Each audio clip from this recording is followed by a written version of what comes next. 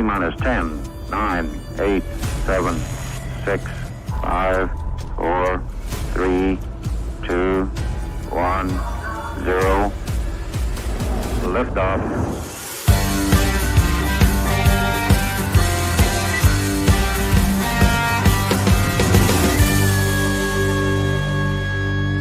Shake it back! Does that feel good? Yeah. Let's not screw this up. Hello, Shaken Bakers, and welcome to episode 5462.754256524, the Shake and Bake Show with not Stevie Fast Jackson. He and Nash. And Nash. Got to deal with that for a minute. Stevie, last I heard, was top end of Flying H, making sure that the Jesus Christ, that's my kid. Making sure that the sand trap was properly raked for this weekend's ripping and roaring quarter mile extravaganza. Hey, listen, that's not quarter mile extravaganza. 45,000 to win. We'll get to that later. Courtney, hello. Purple Hi. tea. Are you Not drinking? yet. No, because I have something cool to do. So I am officially an influencer. Terrifying. I have a new product I want to push. And I've never tried it by myself, and it seems dangerous. So this is the. So this could be a total disaster. There's sharp things and there's CO2, so it could be a total disaster. Should have tried it without. So I'm supposed to just put it on top, press the button, and it sprays the CO2, and it comes out right away. So I haven't even had a primer yet, but I do have my 00 shit show glass. So go ahead and get you one. All right. This could be a ginormous shit show. I hope it blows the bottom out of this sumbitch. I'm nervous. Fuck. Oh, God. Oh, my God. Oh, here we go.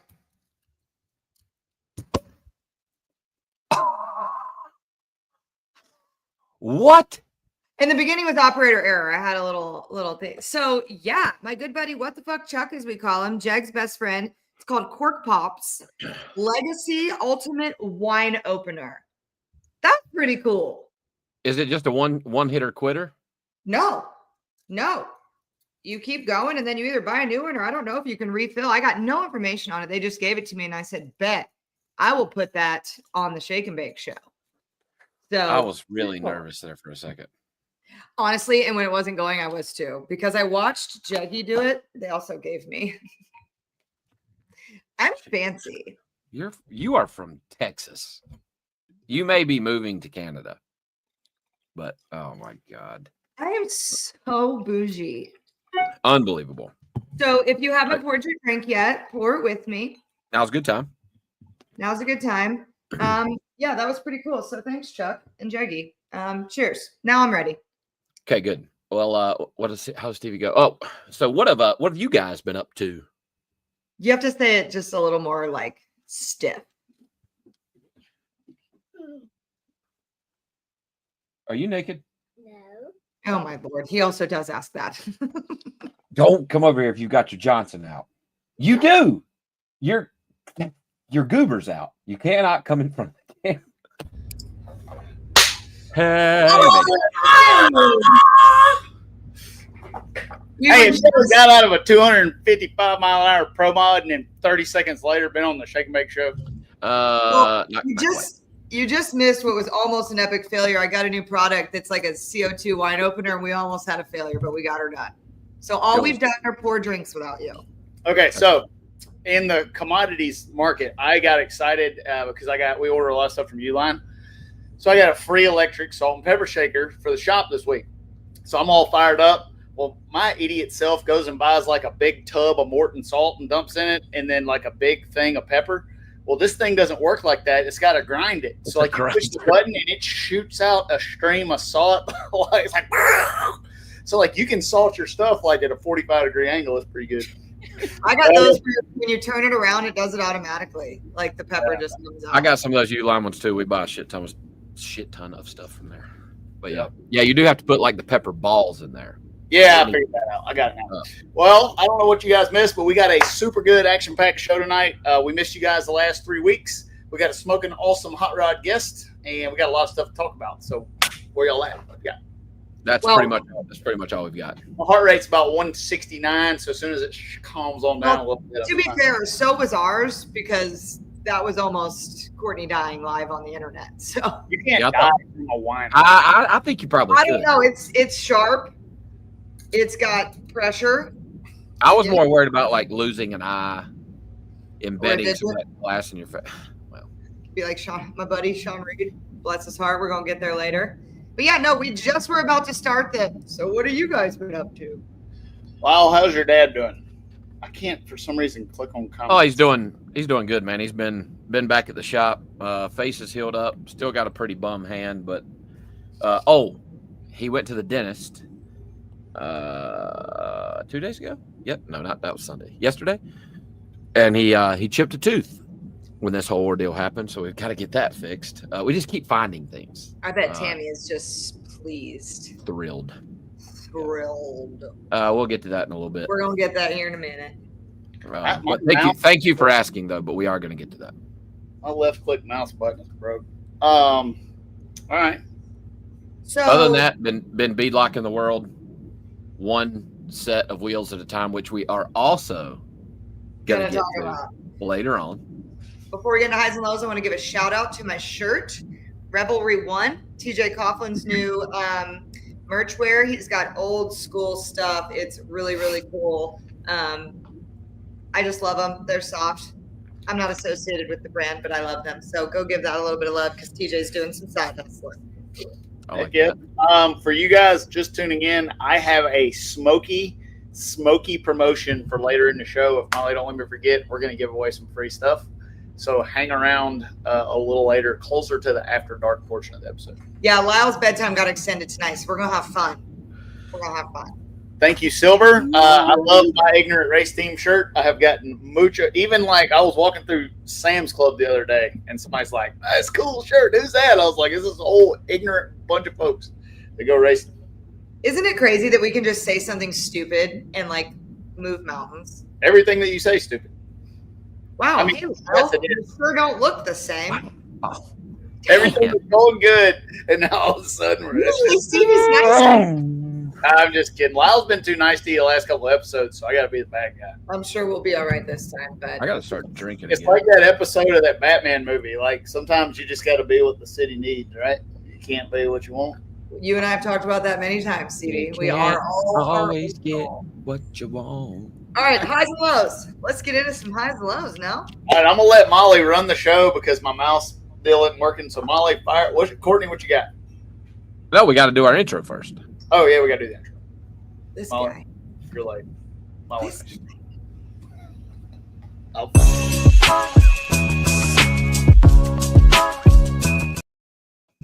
I love that. I do. So I've uploaded a ton of these. So Molly, whatevs. I had some serious highs. I had a girls' weekend. I was finally home, and I got to spend some time with my non-blood niece. I am doing the role that I'm always doing. She had no hands. I had to fill it.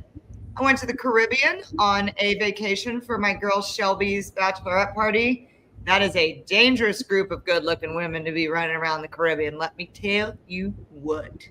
It was so fun, so needed. I was on PTO. Didn't take my laptop. This was our house. First trip. Damn. Dude, it was awesome. And then big stairs down. You could have just taken me and Lyle and just left us in the pool. And y'all could have done all the honestly, but like or just down the street. We have our own beach down there. It was really cool. We had they go there a lot. The bride goes there a lot, and so she has like a boat captain that we use. We basically just went out on his boat every day. Went to these other little islands.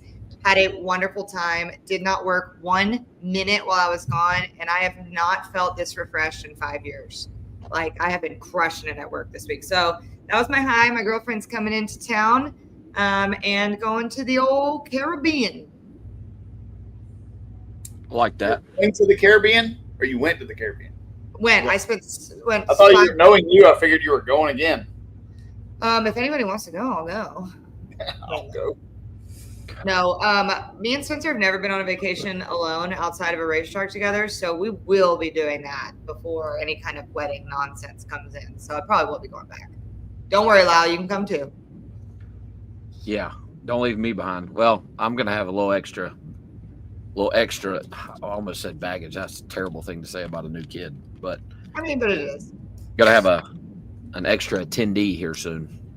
How close are we to that attendee?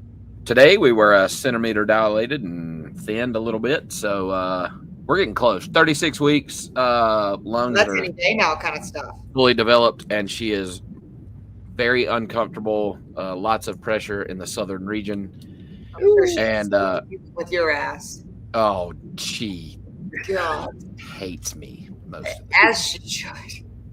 the time. Which I agree. Like I don't make life very easy for anyone but myself. So, anyway, we will have a new baby soon. All right, well, roll that right into your high, buddy. What's your high? Oh man, I said a bunch. I think. I'll help you. It's the Carolina No Time. Yeah. So we debuted a new hot rod in Kentucky a month and a half or so ago. Went there and ran good. Had some parts failure. Lost first round. Pretty bummed about that, but the car ran good. Came back, fixed all of that. Went to Carolina No Time, Rockingham, and absolutely dominated. The car, Molly, if you have, that unit right there, like, and I made a post with like baddest 275 car on the planet. Normally I wouldn't say that until I'd ran a couple races, but the air it corrected somewhere between 108 and 109, depending on the time of day. There was 135 grains of water in the air, and that thing went faster than any rumor I've ever heard on a 275. So regardless, it is a hot rod and a contender no matter where we go. I have very high hopes that we go to Jake's and do really well. It's freaking fast. I've never driven 128 over screw blown car before. I've driven a bunch of 92 over stuff, but 128 over screw blower unlimited outlaw deal is something to experience, my friends. It is unbelievable. But we had a really good weekend. Tommy Humans builds another car, sticks me right in the driver's seat, trust me with it. And obviously I have some history with that car, right? I burnt it to the ground a year ago. It was August of last year when that thing, a year ago. When that thing burnt to the ground. We were testing to go to Indy. Holy shit. And Tommy Humans bought it from Tidwell, fixed it, and it is a hot rod. Get it? Hot rod. Hot. Ha! Dude, you did there. Only I can make fire jokes till I'll run it. But yes, Jay, I'm also, so I grew up from where I'm sitting right this minute. I'm 45 minutes from the gates at Piedmont. I grew up going to and watching Big Dog. It has always been a dream of mine to go run one. Obviously, I've driven pro mod stuff all over the country, but I've never raced at a Big Dog event at Piedmont on a Thursday night. And this week, we are going to do it with the car that I normally drive in pro mod for Tommy Humans at TS. Sick. New model Camaro. To compete in Big Dog this week, and I am pumped. If it quits raining, it is rained for like 40 days straight here, and it's scheduled to rain all freaking week. That sucks. But should it clear Thursday, we're going to Big Dog, baby. Yeah, the rain in the southeast this time of year is substantial. Yes. And then the hurricanes will start. So anyway, Yeah. I think that's all I my can't highs. wait. I have a surprise for you later, Lyle. Oh, And I have a surprise for you boys later. Oh no! Hey, like in the after-hours show or like the regular time? Regular one. Okay. All right, Steve, what's your high, buddy? My high is I got the call yesterday that I have to put my driving helmet on, and I will be competing this week in Quarter Mile Mania in Sydney Frigo's Pro Mod. Nice. The boss man can't make it this week. Called me and asked me. He said, "You still got your helmet?" And I was like, "Yeah." So I was supposed to test it for a day or two, but it ends up going to get to run the race. Also went on vacation, which is a good high of mine. And I guess the other one is just watching our company just flourish out of control. It's one of those things that like every day I'm like, did I really wish for this? Like, did I really want this? Because it's awesome, but it's killing me, and I love it. So 3 highs. All right, let's get into the nitty-gritty lows. I didn't really have a low. I had a great deal, but I will say the thing that pissed me off the most these last couple weeks was DI's post about me. the I Made a Quote card about me. And I ain't never had haters. People traditionally like me, and I'm fine. I haven't said that in a while, authentically. But like, y'all were tough on me. The internet was tough on me, and I don't even want to spend too much time on it. But be nice, people. Just be nice. People are out here trying to do good things for sports, and they were talking about like my relationship with my dad, the coattail. I'm used to that stuff. There was new stuff, and I'm like, what the hell? So be nice. Yeah, it was pretty ridiculous. It was aggressive. I responded for a while and then realized I was arguing with people that were who you were talking younger to. than me. But it's nice because somebody even commented back. They're like, Courtney's army out for her, and it's like, that's right. But All I know is they wouldn't walk in any pit we're standing in and say the shit they'll type on the internet. So they can. no, it was wild. fuck off. It was jaw on the floor for me. So if there was a low, and then I have a little mini deadbeat corner. Just very quickly today, I'm in Texas for this week, and I'm like, okay, my lawn's a little bit long. They come every week. It rained last week. Maybe they had to skip because of rain. Well, Tuesday's the lawn day. They didn't come again today. So I did some investigating, and in my spam email box, not a phone call, not a voicemail, nothing. They just stopped servicing the area. Done. Sorry, that's playing. Was screwed. So I got long grass, and I got to figure out something else to do. So zip lawn in Granbury, Texas. There's nothing I can do because no one else lives here but golf.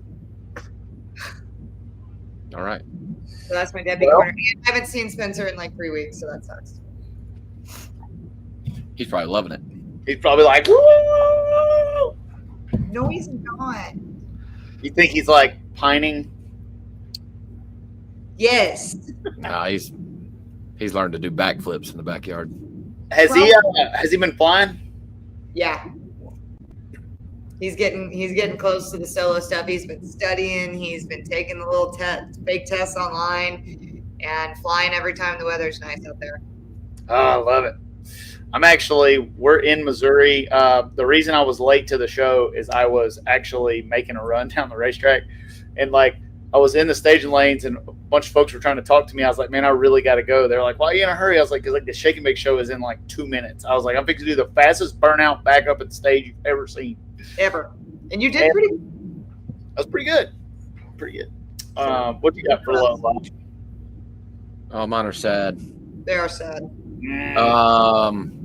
So about 2 weeks ago, I noticed. So Ninya was my service dog whenever I got burnt.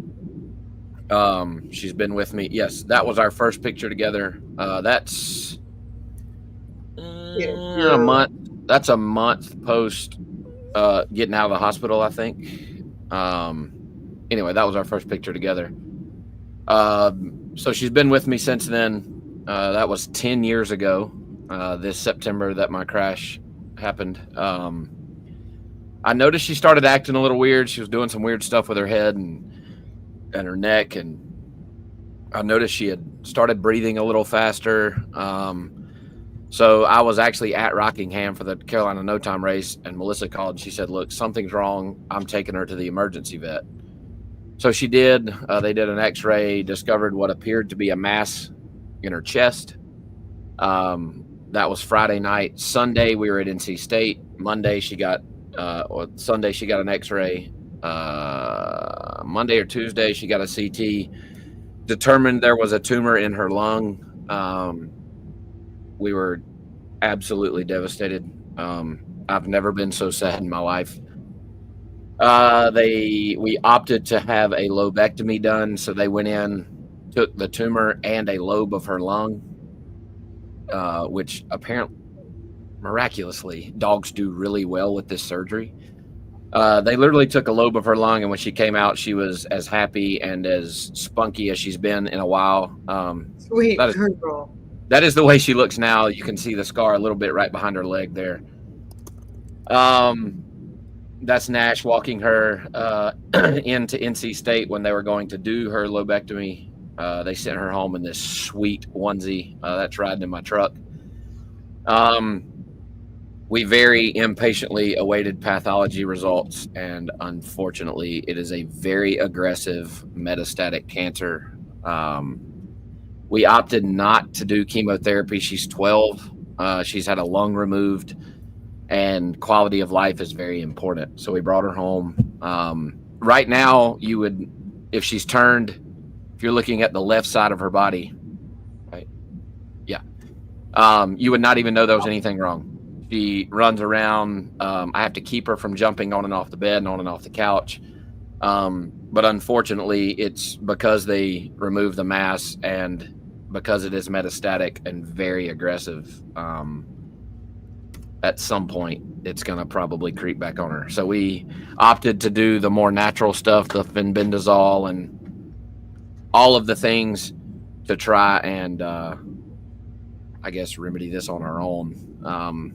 Obviously, the elephant in the room is that at some point it may get to where we have to it'll be the most difficult decision I've ever made.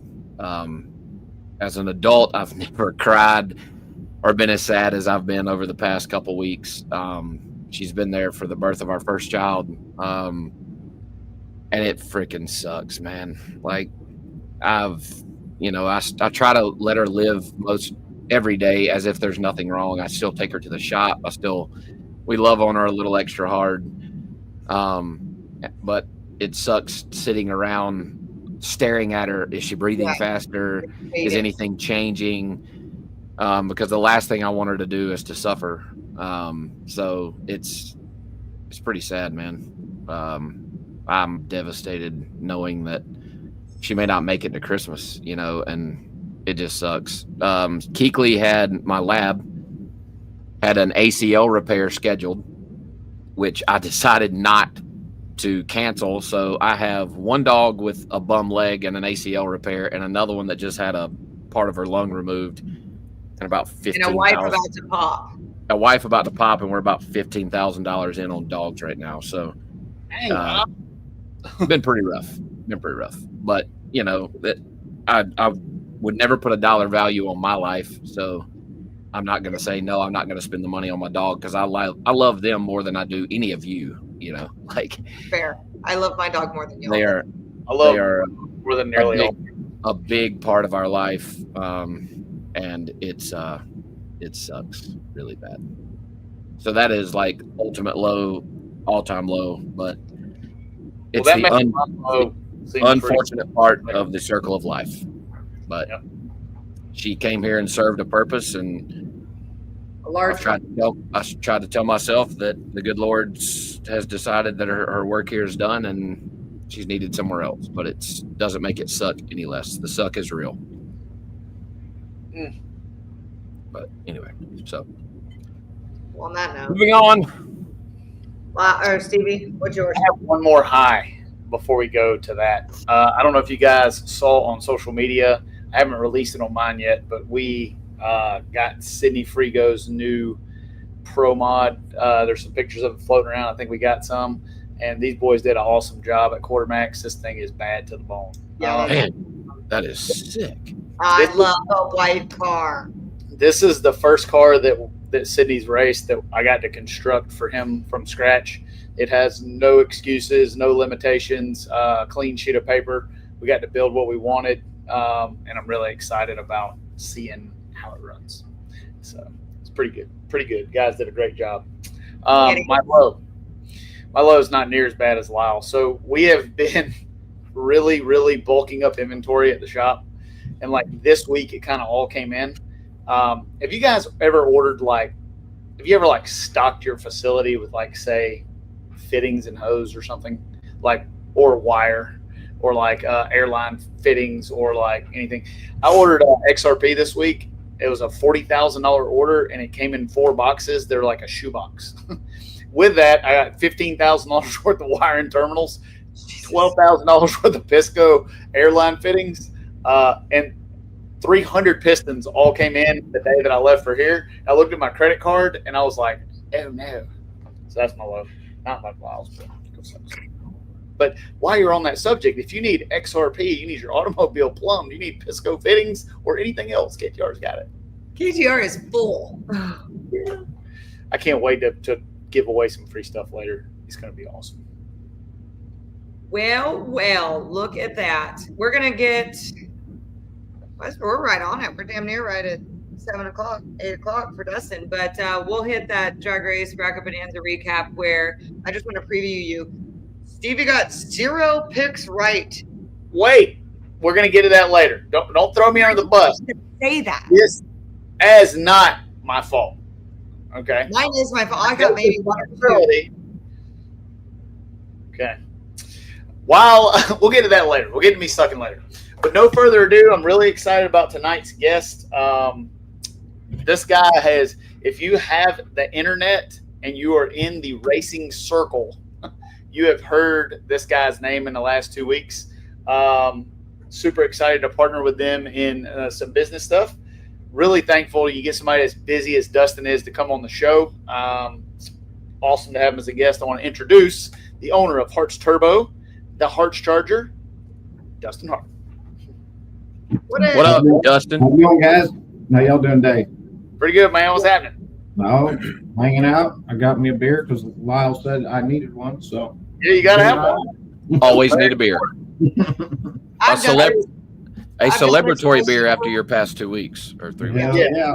Yeah, you might need some bourbon after that. I gotta thank Randy Weatherford making my shit look good, I guess. So Now, he's not the only one making it look good. So for some of you that don't know, Dustin is in all different types of motorsports. Very dominant in the tractor pull world. On your primary business, right, has and was been turbochargers. Is that right? correct. Yeah, that and diesel fuel injection systems, mechanical fuel injection systems. So right, and you've been in the tractor pull world for a while. A bunch of success over there.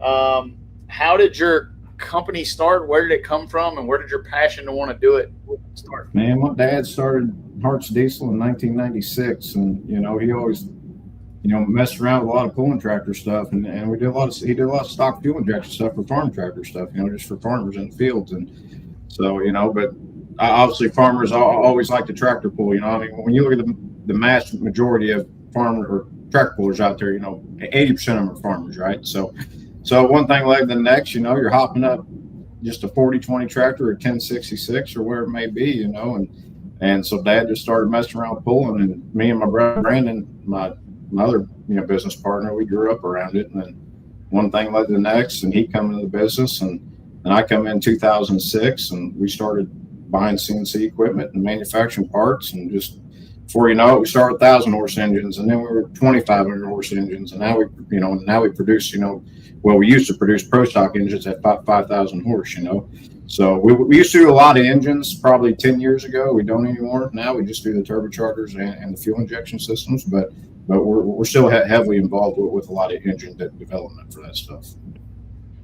Bad to the bone. So, are you like me? I know you are. I'm gonna ask this question. Does your day, you got like a 9-to-5 job over there at Hart-throb? No, yeah, we show up 9:30. We shut down about 3. And hell, we take an hour for drinking beer. Then so yeah. So you guys have been tearing it up lately. Is it validating to know that what I know you've been working on, as long as you've been working on, is doing as good as it's doing?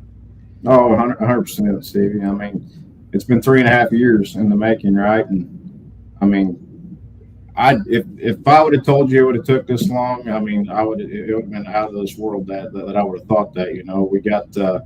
We started on that deal, and 6 months in, we got humbled pretty quick. We got our dick kicked in the ground, and we come from the turbocharger world, and it's just a totally different deal. And I still say that centrifugal superchargers are probably the hardest abused power adder out there in the drag racing world,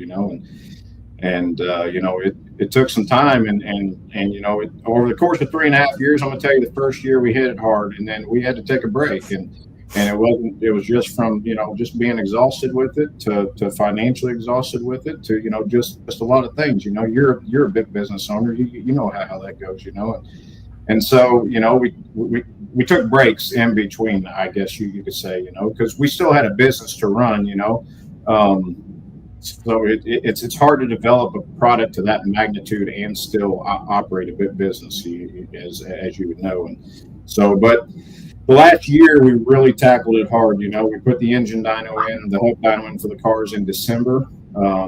And Robin Roberts was fortunate enough to give me his no prep car as the dyno mule, as what we refer to it. And we got about 60 dyno runs on that thing, you know. And well, Stevie, I talked to you about the dyno stuff a little bit whenever we bought it. And Stevie's like, "You're going to get in that car for the first time." He's like, "You're going to fucking lift, I promise." You're right.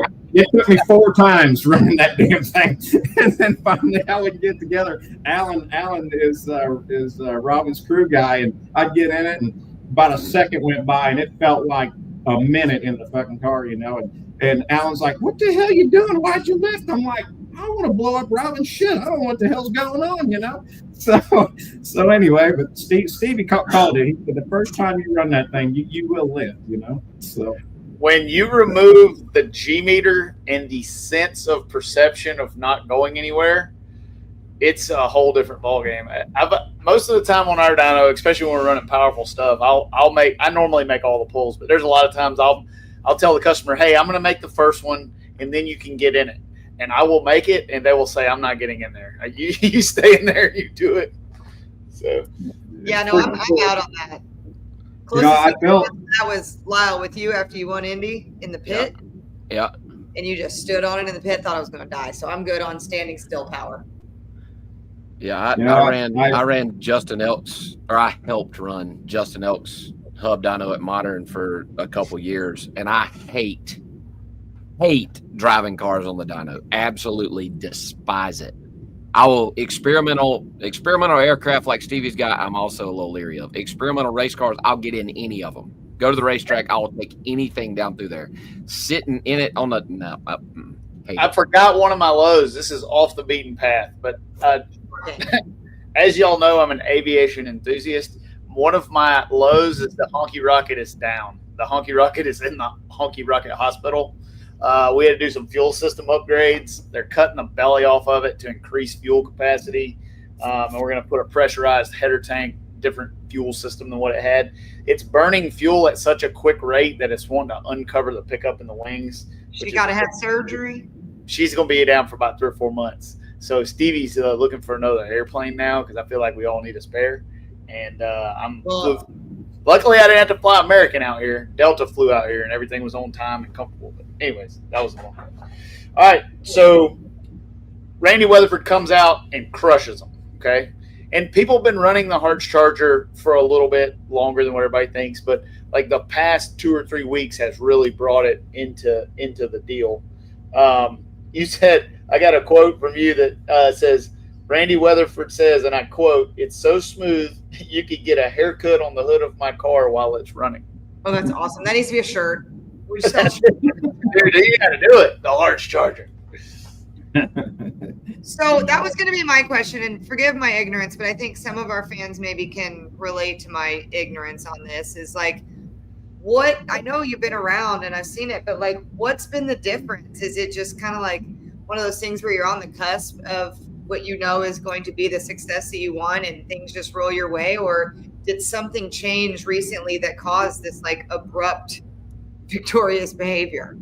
I mean, a little bit of both. So, you know, through the whole process in 3.5 years, we're on our 3rd variation of the actual blower. So when I say that, it's like the complete design makeover, right? So we always figured that, you know, after the second the first variation was a complete disaster. You know, I'm just going to be honest. You know, and we didn't know what we're getting ourselves into. The second one was decent. You know, we knew we were making some pretty good traction. But after the third one we had, the first time we had run it on the track was at the World Series, and we knew we were really onto something, and stuff was was starting to really look good. You know, we were never concerned with making horsepower with the combination. You know, we always felt like we could bring that to the table. It was just getting the thing to live, right? I mean, so that's the biggest thing. And through the balance stuff and the bearing designs and just different stuff, it took a lot of time, and we got with the right bearing engineers and stuff like that, and they helped us develop it. But to answer the question, Courtney, I think about the World Series time, we figured out that we had something really good and something that was really going to work. And from the World Series to just when Robin run the fly at Flying H at the Midwest event, when he really went fast with it, people can't imagine the amount of work that went in from that time to that race. And once we put our head to the ground and started trying to worry about making horsepower then instead of making the thing live, it really gained traction from the World Series to that Midwest, Pro Mod event. So for some of you folks out there that don't understand how a centrifugal works and what a Harts charger is, the reason that Dustin's saying that the centrifugal is the most abused power adder out there is because every other power adder has some buffer from what drives it to its compressor wheel. What we'll call a compressor wheel. A screw charger and a roots charger has a rubber belt to isolate it. Turbocharger runs off of exhaust. The centrifugal is driven off the crankshaft, which if you do a lot of R&D like we do, the crankshaft is never going in the same direction. It stops, it starts, it bends, it flops around. When you detonate it, it really looks bad. So the reason that it's so difficult to make a centrifugal live is because you have to design a product that's capable of living in an environment that it was never intended to be done with, right? I cut my teeth starting out with centrifugals a long time ago, and one of the, we ran really good with it. They tear up a lot, but they're fast. Tell us some of the unique stuff about the Harts charger that you guys did. Any of the turbo innovation from being a longtime turbo company help you get where you're at with this thing? Some of it did trickle down. The biggest challenge, like you said, from the centrifugal is, like I like to say, the engines like to make a ratcheting effect, right? So the crankshaft sitting there just ratcheting back and forth, just a lot of harmonics. So from the crankshaft to the compressor wheel, by the time you're stepping up through all the gear ratios, it's about 8 to 1. So, if you're turning the engine 10,000 RPM, the blower's turning 80, right? So it's definitely a lot of harmonics that travels through that. So that being said, we did have some compressor wheel design stuff from our massive Pro Stock turbochargers that implemented into the bigger blower stuff. And then, we were always fans of the oil pressure feed system, and we knew for the bearings to live and to actually stay cool, that's a system that we had to stick with. The bearing design is completely different from a turbocharger application, but as far as the oil feed system and whatnot, that's what we stuck to because that's what we knew was tried and true. So there was a couple things that come from the turbocharger stuff, but other than them two things, everything is way different. Awesome. Wow, you looked way too serious for a second. You gotta break that up. Me? I was Wow. listening, man. I know. Look, I got my ass stomped by one of these things earlier in the year. Well, that's what I was gonna say. I mean, $75,000. So as we- a guy we've who's all- kind of listening, as a guy who's been on the hurting end of this, Wow, Larry was doing the drive-by like a damn turbo car, wasn't he? Yeah, it did not feel good. I left on him and was like, "Oh, this one's over," and then about 30 yards, I was like, "Oh, this one's not Nope. over." well, you've done that to plenty of people before. There's hair dryer. Yeah, but normally I'm on the other end of that. Normally it's like half track. I'm looking over there like, "Oh yeah, I'm at their bumper. This one's over." But no, was it the development of the Harts charger? Was it something that you guys took upon yourself? Saw a need, that the Pro Charger was the only thing available for this centrifugal guys, or was this was it the racers coming to you guys like, hey, you guys be interested in trying to develop this? Like what started the development of the Harts Charger to begin with? Right. In the beginning, yeah, that's absolutely what it was. We had customers that were turbocharged that were switching over to the centrifugal charger application, and we didn't offer anything at the time. And I had a handful of customers that were beating on me. They wanted me to do it. And to be quite frank, I told them no for probably 6 or 8 months, just something I wasn't familiar with, something at the time I wasn't interested in. We were hitting the turbocharger thing in the drag world really hard. We were spending a lot of time and money in developing and that stuff. And it's just something that we wasn't, entertaining at the time. Fast forward 6 or 8 months after that, they were beating on me still, and I guess I'm pretty, pushover. So I'm like, all right, damn it, I'll try the damn thing, right? So yeah, I never dreamed that it would be that hard, to be honest with you. But I'm obviously looking back now at this point, after the success we've had in 2025, I'm very happy we've done it, right? So I think we got something we can bring to the table and be a very good product for our company. I feel like it's one of those things where like somebody goes to Hollywood or Nashville or whatever, and it's like they work so hard under the wraps of everything. It's like, oh, you were an instant success. Like I've read some of the things people are saying, like out of nowhere, my ass. Like I was going through stuff for Flow, doing some videos from the last year PDRA race of the race coming up, and of course I'm seeing your sticker on stuff, and it's like, oh, things I never would have noticed had I not educated myself, but. The out of nowhere thing is a bit funny to people who aren't behind the scenes. Huh? I had someone talk about KTR last week, said that KTR just came out of nowhere. And I'm like, did you see 2023? Did you see how shitty we ran for a solid year? Like, but once you do well, company in the ground. Once you do well, Sydney Frigo, how good we ran in 2023. Same thing. And then you fall off again, then people notice. But if you fall off, then do well, and never fall off again, it's like, oh, it never happened. That's what's crazy in the sport of drag racing or any motorsport, even tractor pulling or wherever it may be. I'm sure around dirt cars, stuff like that. But outsiders looking in, they don't realize, you can be at the best at your game. And you have, Stevie, in your case, and so have you, Lyle. You've been at the top of your game at times with cars, and you can be high, and all of a sudden just a low, all of a sudden. And it seems like that can happen in a week. Ask my sister. As far as, obviously with the Pro Charger stuff, there's all these different sizes and models and this, that, and the other. What do you guys offer? Obviously, you have what is on Randy's car. I guess tell us what you offer. What's on Randy's car? Is there smaller, bigger? What you got? Right. So the popular one everybody's running right now is the 140, Charger, the Pro Mod Legal trim deal.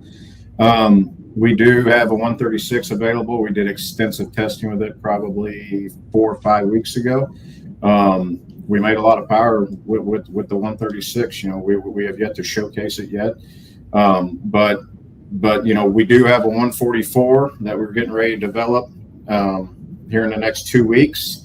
And Steve, you don't want the 144. You want the bigger one than that. You want the bigger one than that. Listen. We're going to get the Shadow converted here before too long. You're going to get. All right, y'all heard it here. We're going to have a Shadow Series centrifugal. I give Stevie shit all the time, and me and him and Roger's WhatsApp group be like, "All right, listen, I got this 165 millimeter blower. We need to put it on the Shadow." He's like, "What?" And he thinks I'm fucking joking. I ain't joking. I believe you now. So, like, I did think you were joking, but now I believe you. Chris Daniels, which is a guy we respect a lot, fellow pilot guy we race with. What is your on a standard run? What's your intake temp look like? You look at like say the 140 blower, which we do have some on track data from like Larry Larson's car and stuff like that. But on the dyno, it's very similar. We are looking at probably when the Charger's making around say 60 pounds of boost number, 58 pounds of boost number, whatever it may be. You're around that 380 to 400 degree air temp. To my knowledge, I don't know what the screws are. Steve, you could tell me more of that. The struggle with the centrifugal is we're not blowing alcohol through the actual compressor cover, which you wouldn't want to because that would be a damn ticking time bomb, right? So the screws I'm assuming are a lot less temp going into the actual manifold. Yeah, but there's no way to measure apples to apples. So we go around and around about this all the time. I've actually tried to measure it. So, and what Dustin's talking about is when you measure the air temp on a Pro Charger, it's above the injector. There's no evaporative cooling of the methanol. So between 400 and 500 degrees on something that makes 60 pounds is pretty common. If you put upstream injectors, it cools that down a lot. You cannot put any liquid through the compressor. I tried that a couple of times, and it was bad fireball. And then the screw type and roots type superchargers actually have methanol up top. So air temp on a hot rod screw blower, it's 140 to 150 degrees at 10,000. But again, you're measuring it below what we would call the injector. So I don't really know what that would be. I know that the centrifugal makes a bunch of steam. I know if we take the temperature at the back of the intake manifold and say we're 400 out of the charger, right out of the cover on the charger, at the back of the intake, it's reading about 220, but it's, it's kind of false reading because the alcohol is getting mixed in the intake and all that stuff, So, it's hard to say actually at the intake what kind of air temp it's actually seeing. Right. Now, these things are about to take over the small tire world. We've got a 136 and 140. We got an NHRA legal deal. Smaller class platforms are in the works. That was my question. Like, when it comes to rules, like, what's the difference and where can you run it? Or is it the same? We can run it right now in any legal pro mod sanctioning body, whether it's PDRA, Midwest Pro Mod, IHRA. We was approved for NHRA, and then they backed that up. They didn't unapprove it, but they wanted us to hold off because of the countdown. Okay. We just, it's legal everywhere, that we've put, in acceptance for it. I got it. So like Winter Series, we'll see people running it? Yes, correct. Yeah. Badass. Yeah. Stevie, Molly had a question on there that we were talking about. Oh, about how many runs? Yeah. What's your service life looking like on a 140, like on a Pro Mod stock? So we're looking at, we're shooting for right at 50 runs before it has to come in for service. I think the most we've had on stuff is about 38 runs, and stuff has looked really good at that point. So, Larson's definitely probably got the most runs on stuff. He's raced a lot, right, in the last couple of months. Mike Bowman's made several runs with his stuff too. So we're running the no prep deal, but we just don't have enough guys out there running the product. But we can comfortably say, I really feel going into when we're selling blowers, we're going to tell guys 50 runs. That's pretty good. That's pretty good. Yeah, that's pretty good. Are there plans to develop like an X275 legal and? Yep. So we plan on hopefully by the the end of the year, first of next year, we do plan on developing smaller blowers. 94s, 106s, 121s. A couple different frame sizes. For the smaller stuff. Yes. Is there any plan for any type of street application? Not as of right now. We've got our plate pretty full right now. Of course. I'm not saying a couple years down the road that we won't entertain that. You know what I mean? But I'm a horsepower junkie, right? And that's my passion. So we like to stick to what we're passionate about, I guess. You know what I mean? And maybe eventually, whenever all the drag race stuff's up and rolling, then maybe we can drag that down into maybe some street driving stuff, or whatnot. So to answer Alan's question, so most centrifugals, there are some that are driven by a belt, but most centrifugals are driven by what's called a gear drive. Bolts to the front of the engine and drives directly off the front of the crankshaft. It's got a different ratio step up in it, a small gear and a big gear, just like a supercharger pulley, so that you can change the speed of the centrifugal up or down depending on either rule set or how much boost that you want it to make. Which leads me to my next question. Does the Hart Charger have its own gear drive? Does it fit any other gear drives? And you guys manufacture your own gear drive? Yes, we do. So we done our own gear drive.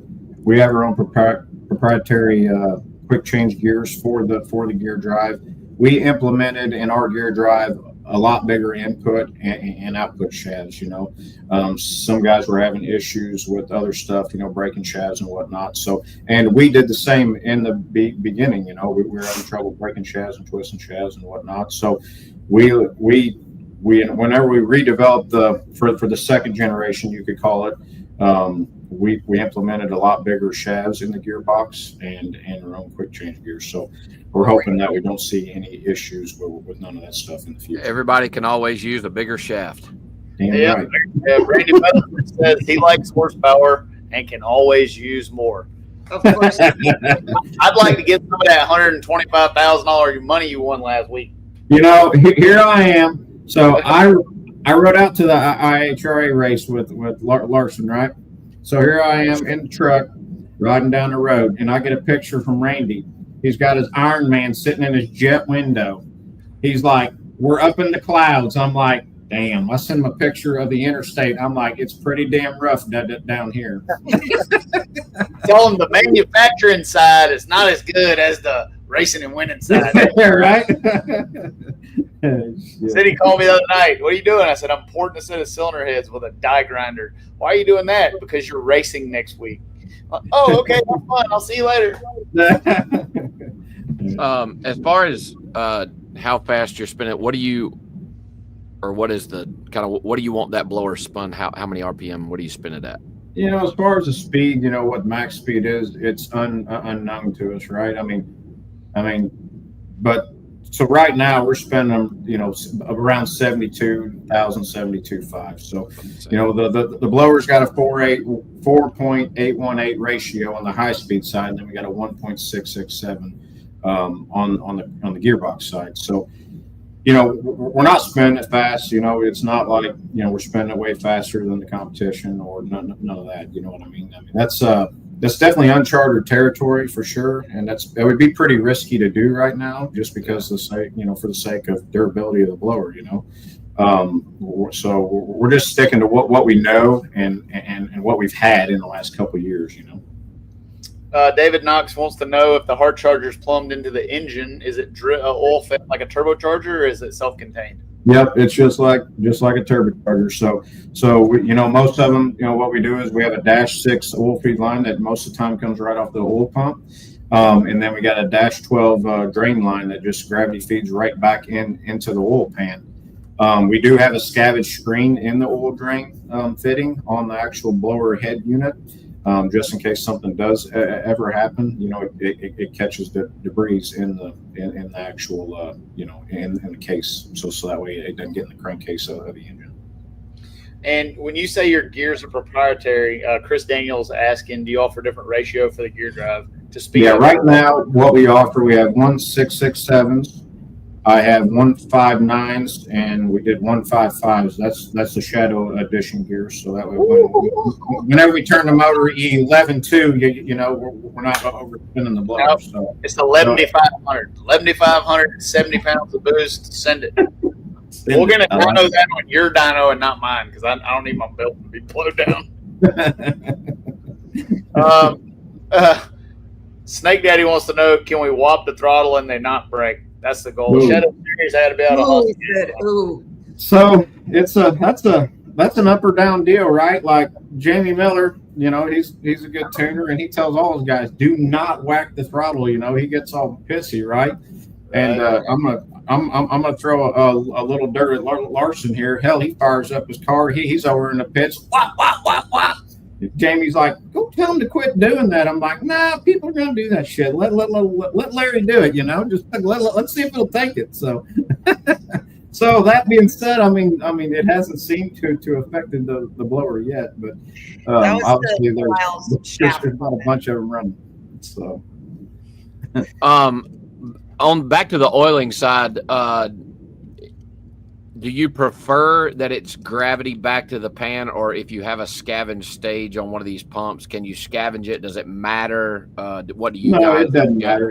It's just like the turbocharger stuff for us. You can gravity feed it. I mean, some guys that are running the dry sump stuff, if they want to put a scavenge on it, that's just fine too. That won't affect it at all. Cool. So, what's next for you guys? Like, when are we? So, I want to touch on the NHRA deal a little bit because I know a little bit about it.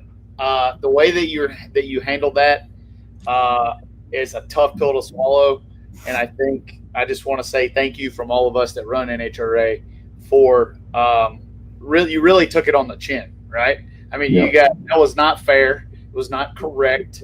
Really, I don't know that it was anybody's fault, but you not killing us for pushing that thing back 4 races. We appreciate it. Yep. And there's a bunch of people on both sides of the aisle that are right. The countdown's always a tricky topic for any kind of rule stuff anyway. So there was just it was just kind of some misunderstanding stuff, and we started that process, man. It was back in, oh man, I don't even know, maybe September, October of 24. We went through every loops and bounds with NHRA, and we got the approval over May 2nd. And, we were late to the party as far as getting product developed, right? So that's kind of on us there, whatever. But fast forward to, a month ago or whatever it was, we had product ready that we're starting to go and release, right, actually for sale. So we figured it was a good time to release the letter. And man, did that cause a shitstorm. Like, we did not realize that it would do that. We just figured it was a common knowledge that everybody knew it was accepted for the year, right? We got that from NHRA. It says, it was good for 2025 season, and obviously it started a shitstorm. So, I understand where NHRA was coming from, and we want to be a part of NHRA going forward in the future. So, we were fine as much as we had to bite our lip. We were fine with not having it ready until 2026, I guess. Was it the NHRA, or was it a combination of you guys on the board? How did that go? Can you even say that, Stevie? Well, it's a combination of everybody trying to do what's best for the class. Right. And that's why everybody's bitter on both sides. There's a bunch of guys that have a Harts Charger that want to run it, and there's a bunch of people that develop their program all year to race for a championship that don't. Right. And I think what's really cool about NHRA Pro Mod is we were able to all sit down and talk about it. And we definitely all want the Harts Charger in, and everybo's excited about it. I'm a capitalist, and I think competition is great for business. I think it makes everybody better. And there was just concern with only having 4 races in our countdown, that it would be maybe better to slate to run, be legal directly after Vegas. So it was a hot topic for a couple of days. I think everybody bent a little bit, and nobody actually won or lost. But I can say as being on the board that we're excited to have it for 26. I do have to say, I'm reading through these comments, and one tickled me. Y'all may not even get it, but if there's people, which there are, my friend Katie is watching this, Catherine, doesn't have a clue what we're talking about, loves racing, loves the Shake and Bake show, and she says, you need to use This Kiss by Faith Hill for centrifugal motion as a line for the marketing strategy. Do you know that song? Centrifugal. I do know that song. Every time, it's so funny. I have a group text going too. So just for the ladies out there that are here for the fun and the wine drinking, it's just like This Kiss. It's centrifugal motion. That's why you made it. This is how falling off the cliff always happens. Oh, listen, people were thinking it, okay? I was thinking she was thinking it. It's not time to cut her off from the wine here. Yeah, no, it's not nearly. You get way more schnocker than this. Listen, you hang around after it gets good. When you see her walking through the airport with a bottle of red wine with a straw in it, that's when things are almost out of control. That's when you gotta go take get past centrifugal for sure. A couple questions on the oiling system. Do you want oil pressure regulated to a certain PSI? And do you run the oil at engine operating temperature? Is there an oil cooler? Yeah, obviously, it runs off the engine temperature, oil, I don't, around 200 degrees, right? So that's usually what the engine, gets to roughly, 180, 200, right, in the engines that we've personally seen at least. And then, yeah, we do run, engine oil, actual pressure. So it depends on the engine. We run anywhere from 90 to 140, 50 pounds, and as long as we have more than probably 80, it'll be good. So, it's what we do mostly just run off the engine oil pressure that the engine has. I want to take this question from Chris. I hope as a racer that the Harts Charger would never run at a different weight than any other manufacturer of centrifugal. And I got in a heated argument with somebody that works for me about this last week.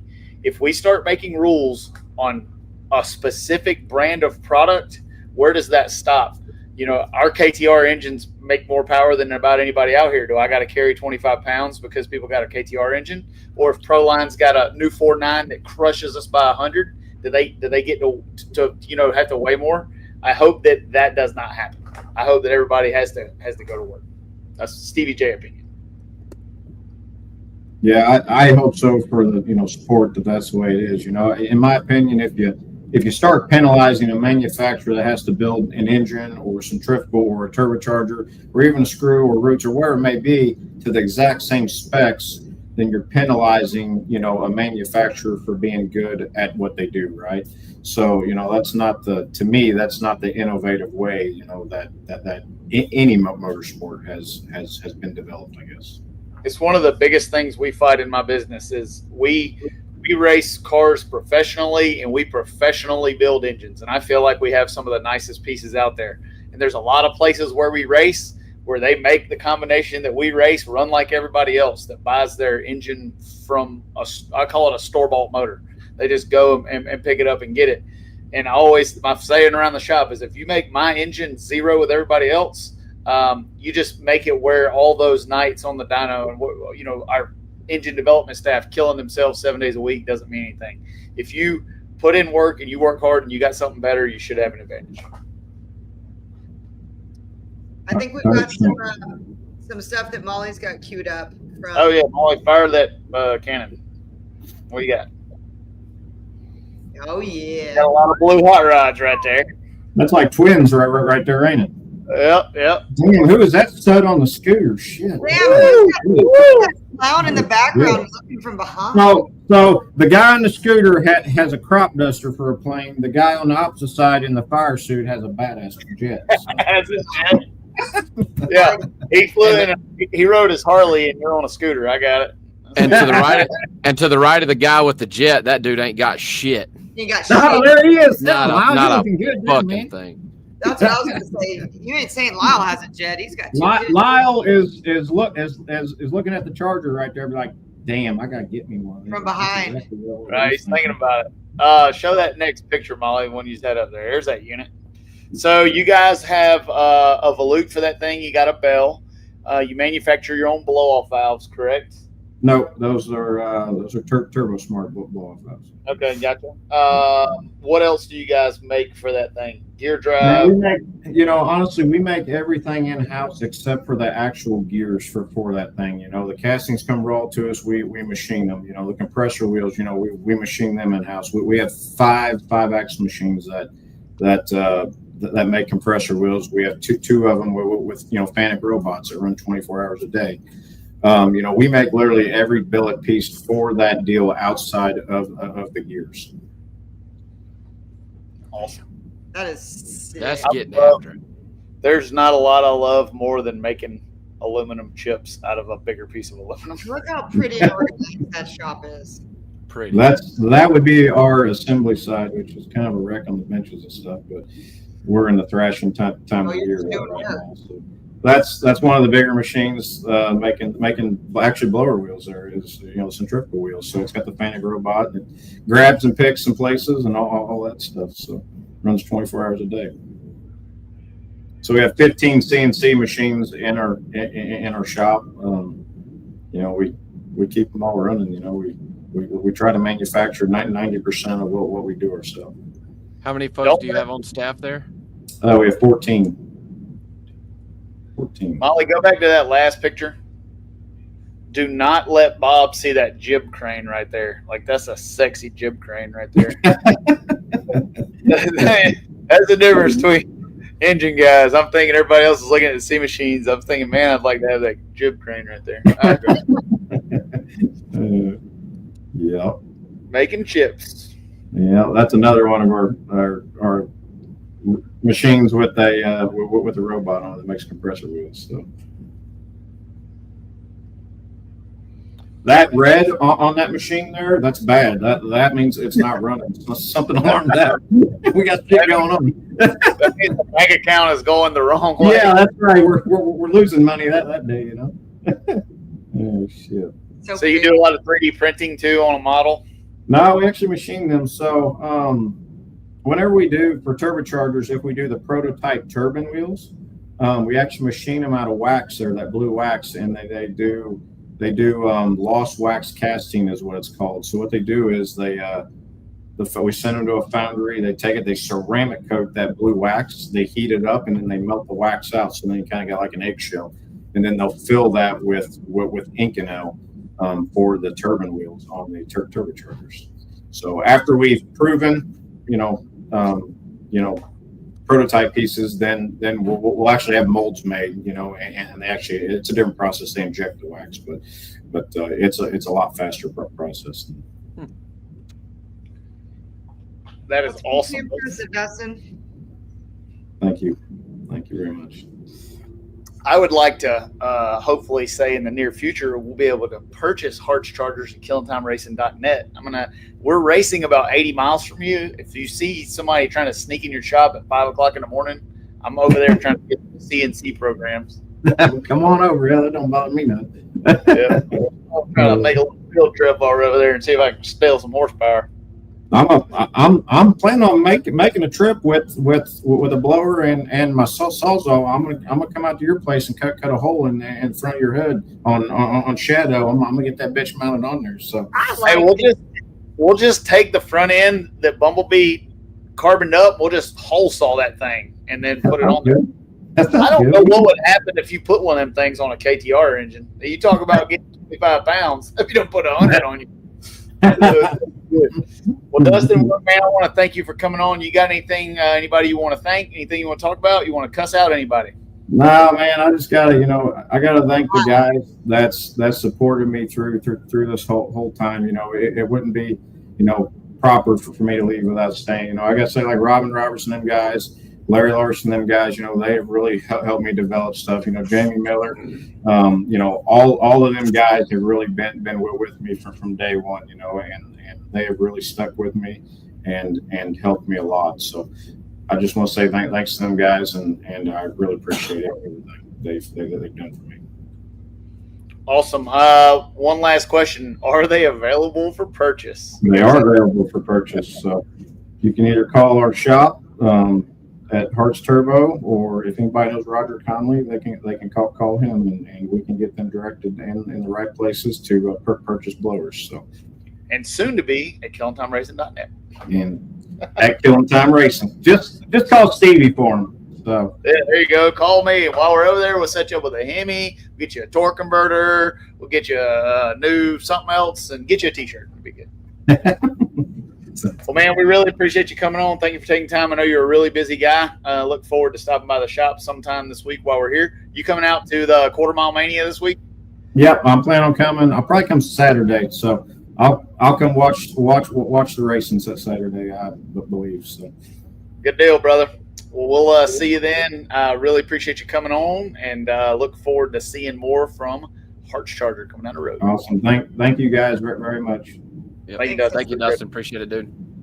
Great guest. Awesome. I love to see people that work hard and get to see some fruit for the hard work. Yeah, sometimes we have fun guests, we have like legendary guests, and the things.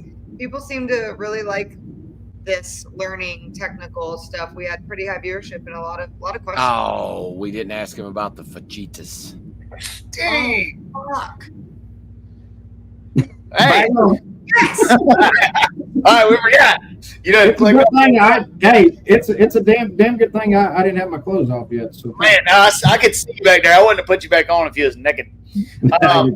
So out here in the Midwest, there's a lot of different menu items to eat on a Tuesday night, especially if you're leaving around the track. I want to know, what are you laughing at? What are you talking about? You and your intros, your fucking okay. questions, bro. So you've been on the CNC machine all day. You done built you the supercharger out of wax. That thing worked pretty good. You built it out of aluminum. Y'all put it on the hub dyno. Robin Roberts made 6,300 horsepower. Everybody in the shop's hungry. They worked all night. You're going to take them out to a restaurant. You get over to the Mexican joint. You order up a big old steamy plate of fajitas, and I got to know, are you a fajita guy or not a fajita guy?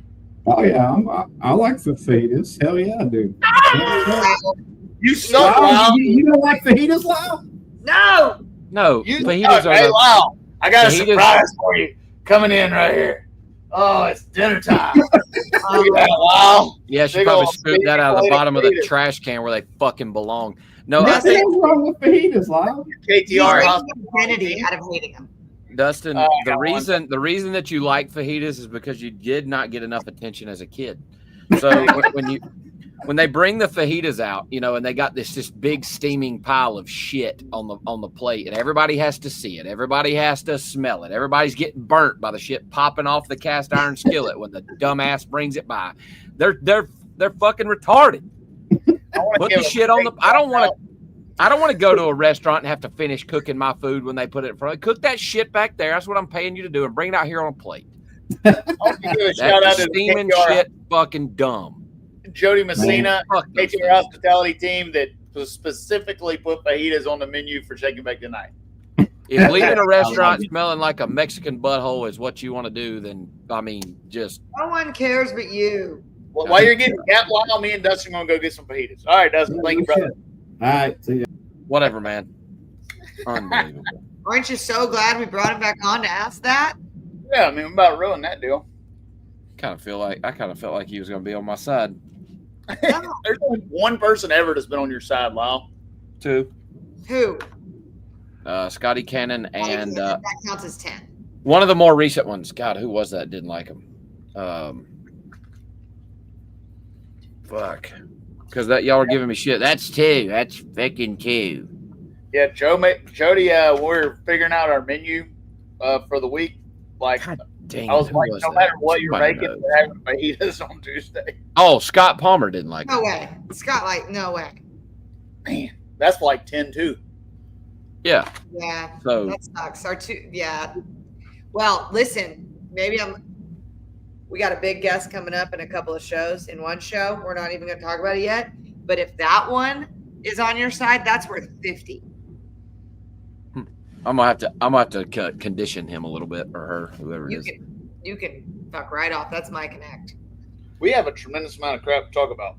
We do. All right, let's get on with our shit. Do Let's not go let me back. forget to give away all the free stuff later. I Don't got let me free stuff to give away too. Revelry 1 wants to give away. I had Spit it out. Shut Say up. it. Yeah. And we're back to the shenanigans. Oh, Dustin's a professional. We act right when he's on. We got to be Anyway. nice. You don't act like Courtney Enders when you got some people in your house, do you? You act like a normal, civilized person. I do, and I did when Dustin was on the show. I even asked a couple questions. Then why are you giving us shit? I don't know. Go- That's my job. Go mow your fucking grass or something. No shit. Yeah, I almost said, "Hey, gross." Let's talk about Drag Race Bracket Bonanza. Would you say? Let's. let's You finished dead last. Ooh, look Okay, at I want to go on the record and say that That there is is some sort of shenanigan going on here. you with picked this the random bracket bonanza. It's just not I love good. Kenny Delco, but there's no way you pressed Kenny Delco over Dallas Glenn. Did I finish? What did I rank? I was 10th or 12th or something out of the pro stock. Put that back up there. Where'd Wait, it go? There's a lot of assets. Give her a minute. Oh, baby. Wait, Back take on that top. Chris Daniel. Look at that. Look at that across the top up there. I know. So, I'm holding a big shaft in that picture. so how many people picked him in pro stock? 253, Stevie. 253 people selected pro stock picks, and you were last. I didn't. Y'all that don't know, I didn't get one single match right out of the entire deal. I was done round one. Here's I the beat- thing, though. I Look, beat the dog shit out of y'all. Put that back You up, did. Molly. Let me look at that again. listen, you're back on top. Really, it's a game between me and you at this Baby, point. I love. Do we have overall, like, not for Sonoma, but like ranking? I don't know if we do. So bad. Oh, Man, I'm I'm on so your back. bad at this. All I need is one good race. I'm coming down the stretch. Don't worry. I'm coming. As soon as they get Pro Mod on there, y'all are done. Okay, well, let's talk about that for a second, friends, Not because true. Pro Mod is coming to Drag Race Bracket Bonanza. This is going to be a big deal, but we need to do some things to make it happen. The folks, Elin and Abby at Drag Race Bracket Bonanza, have gone above and beyond to do the back half of the work of this, to put the money up to do it. You may think it doesn't cost anything. It costs a lot of money to develop this, to have a different class and all of the data that goes in it for each driver. We have a spreadsheet with hometowns, headshots, all the things. We need a sponsor for Drag Race Bracket Bonanza for the Pro Mod category. Elin Werner with Werner Communications can tell you what all those things get, but we need to do a little crowdfunding for this to make it right. It's going to happen either way, but we gotta make it right because this came out of strict bullying by Stevie Fast to Elin Werner. I had to bully that man to make this happen. So Well, because it costs him $5,000 to do it, right? Like we need, and so Drag Race Bracket Bonanza does have a lot of marketing opportunities. People that are involved do get things out of it. So on a serious note, if you, your company, whatnot, are interested and got a little marketing money left over for the drag racing market, Drag Race Bracket Bonanza is hot, up and coming. A lot of people are making it happen. Max, Dustin, if you're still on. Justin. if you find, just like I always tell somebody when I'm trying to sell sponsorship, if you perusing through your bank account and you just find a few $1,000s laying around, First send it to me, then send it to me. have fun with it.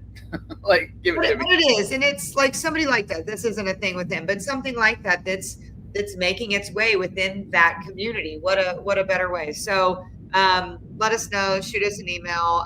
Hit up Elin Werner, but we do need to make that right on his end because Stevie bullied him, and we are going to have Pro Mod. I believe Elin, if you're still texting me and or in the chat, I think Indy, not quite certain. And if I just accidentally outed you, my bad.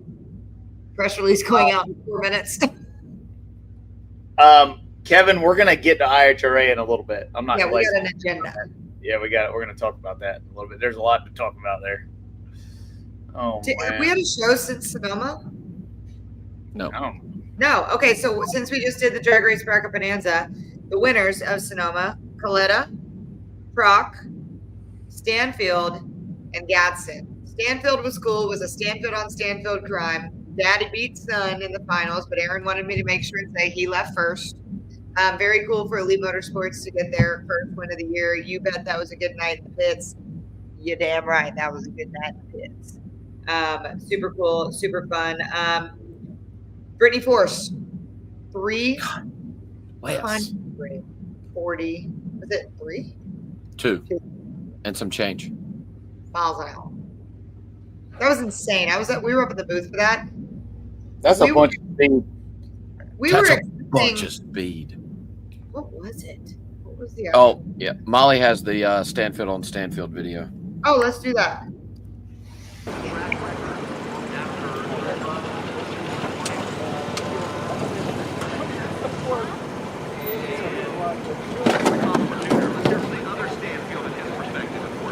Yes, I asked Aaron Stanfield, did you know he Okay, we got to play that again. Everyone, we're going to play this 2 more times.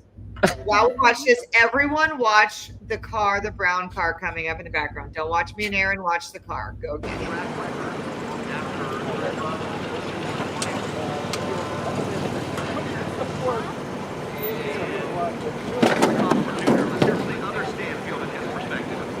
Yes, I asked Aaron Stanfield, did you know he ran red? He said absolutely not. Oh my god. Apparently, the official report, I don't care what I get for this. The official report out of the Cody Coughlin camp was that the wind blew it off. Yeah, it looked like it blew it off. So now, again, just the last time, now watch Aaron and my faces. Aaron especially. One more time.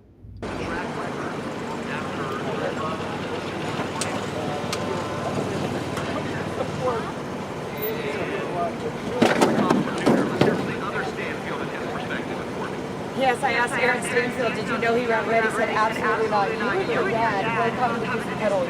Yeah, when you're in the I want to know how you snap back together that fast. That was like a 002 reaction time right there. Well, and I slowed it down. He did beat me. He was a half turn when I went, and his double back when I even start talking is the best. But they're counting down in my ear, and when I covered the mic, I said, "Aaron, we're 5 seconds out." Then that happened. I turned my head, and I hear 1. Courtney, go. Courtney, go.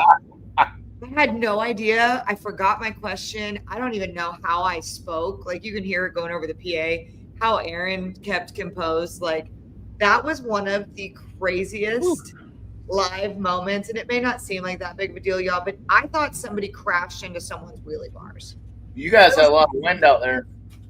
was a lot of wind out Strong gust. 'Cause Strong I was in gust. Chicago when we had the dust off, and I didn't see any doors get ejected from the there. track. Dude, one swift kick, both hinges gone. Yeah, he probably doesn't even hate us. You don't care. You don't give a fuck. So that made its round. For those of you that have never bought a carbon fiber 5-star door and hung it, that's expensive. Yeah, so that was pretty fun. Apparently, the issue was Aaron double bulbed him. Turns out Cody thought that was illegal. It is not. I literally said to his face when he came up bitching about it, "Welcome to Pro Stock. Go race Matt Hartford. Like, what are you going to do if you don't like games in this class? They're going to play them on you. That's Pro Stock." So that's Courtney Enders speaking, not NHRA speaking, because he came out to me afterwards with some pretty heavy words against Aaron Stanfield, one of the nicest guys on the planet. But Aaron Stanfield's a racer. And when Aaron Stanfield knows that he can rattle you, he's going to rattle you. Boy, I'd be that man getting double bulbed every time we race from now on until he settles down. You can't give nobody your tail like that. Nope. It was awesome. Courtney, this is a good question. If someone wanted to watch Stevie Fast attempt to dominate Quarter Mile Mania at Flying H Drag Strip this week in Odessa, Missouri, how would they do that? You can do that on flowracing.com. We will have live previews on YouTube and Facebook. And then for the remainder of the event, you got to be a member. You can do monthly, you can do yearly, and this is a good time to do yearly because we're about to hit the big duck race. Which one? No Mercy is the one in the fall, correct? Yep. I always get them mixed up. No Mercy. We got World Cup. We got PDRA, the World Finals. We got the Winter Series coming up, so it's a good time of year. Get your Flow Racing account. Get your Flow Racing account. We're going to talk about that in the middle, or here in a minute. What else? Sean Reed update. Sean Reed update. We had a comment earlier in the show, and we almost decided we were going to answer comments with dumb answers. I'm going to do it. Somebody wanted Stevie and Lyle to drive that car. It's already been announced. He's got a new driver. His name is Jordan Vandergriff. He's coming back. Awesome for Jordan Vandergriff, and pretty I cool for want me. to be allowed to drive it too. Well, Yeah. Jordan Vandergriff's driving it. Tag team dynamic duo. Jordan Vandergriff's driving it, and that means Jordan, I love you, but I got a few extra opportunities on the NHRA TV Fox front this weekend. So awesome. Awesome. But no, that'll be cool seeing Jordan back in the car. And I saw a video of Sean Reed at a baseball game tonight. He's out and about. He's doing good. He's got a very good sense of humor about it. But yeah, exactly. He's a digit down. He is a digit down. Old 9-finger. Old 9-finger. Tony Stewart, Royce Lee, and Richard went golfing the day after, and they sent him a picture like this. It was hilarious. If you don't know Sean Reed, he's got a fantastic sense of humor. But that was a tough deal. But the team's back, and Vandergriff's running it. The old armless archer goes 200. Wow. Yeah, that's crazy. I still don't understand the bravery and science. He was in there showing how like he needed toggle switches down or something to cut the car off, and they were backward. They had to change some stuff or whatever. And you like watch him like doing shit with his toes. It was wild. Dude, the millennial women jokes are flying tonight. See, y'all don't know about that. That's a Mean Girls quote right there. Yeah, over my head. Greatest movie ever. It's not the greatest movie ever. It's close. Although I did watch Happy Gilmore 2 twice this week. I was just about to say, like, if you come in my office at about 10:30 in the morning, I want to be Happy Gilmore and Happy Gilmore 2 for like the first 30 minutes of it. It was pretty good. It gets better every time I watch it. It's like a Billy Madison where it's just the one-liners are going to live forever. But anyway, Armless Archer, that was freaking awesome. IHRA recap. We talked about Weatherford when Dustin was on over Cali Mills. Very, very cool. Close race. Foul, right? Yep. Foul 2. Yep. I want to go on record and say that I thought that it was a really good show.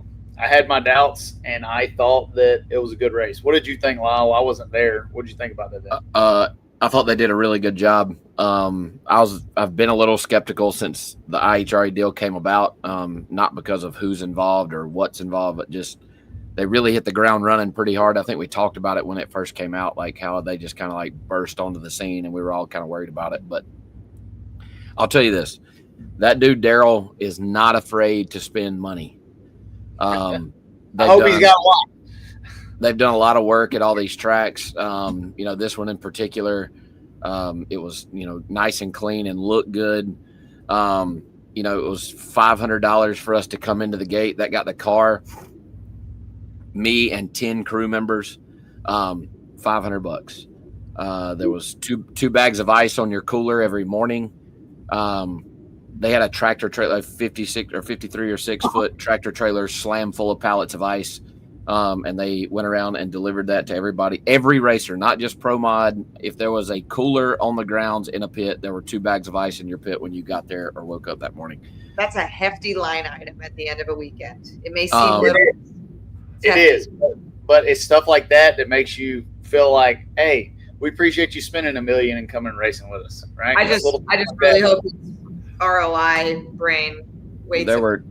They were super receptive to, I had some suggestions, for instance, when they called Pro Mod to the lanes and the guys that were in the back of the pairings would show up before the guys in the front. And, I went to the tower and I talked to Foley and I was like, hey man, look, this is just a suggestion. Call them 5 pair at a time, use the WhatsApp and whatnot. They kind of overwhelmed the one dude that was running the back of the staging lanes. And they did that and everything was smooth. And, they had some oil downs and, some obviously just things that happen on track, and they were pretty prompt about getting them cleaned up and fixed. And I thought they did a really good job.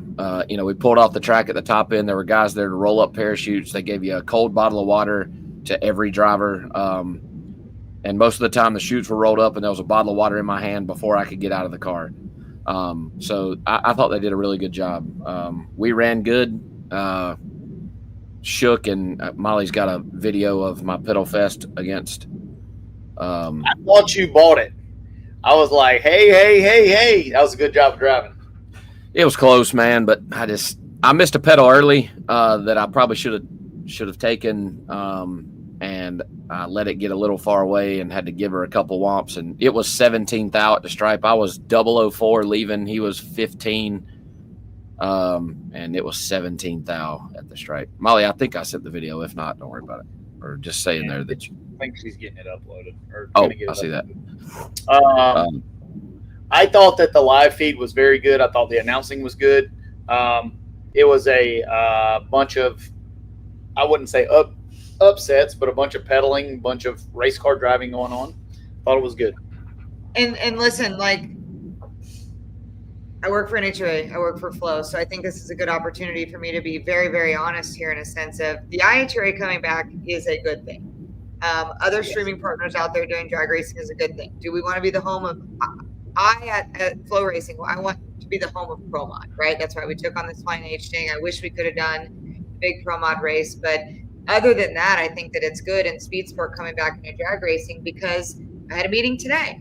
Right. And we looked at what the IHRA did. And if you watched the PDRA last weekend, we had some headshots, some driver on driver new graphics. We had some walk up stuff from Media Day. Like, you don't push yourself and you don't get better in the middle of seasons and things without having things like that drive and push you. So I've gotten some comments, emails, people saying, like if I'm hating on the IHRA, it's because of this, that, and the other. It's not, and I'm not. Like there is good competition. I don't think anybody's scared another sanctioning body's going to go away, right? Like there's space for it. There's only been a few places to go race specific classes, like Top Fuel, Funny Car, whatever. Maybe Pro Mod's different, but I think that this is good. And at Flow, it's all it's going to do is to help us to keep pushing the envelope and doing the series that we have right by it and all of that. So I also watched it and thought it was good. And yeah.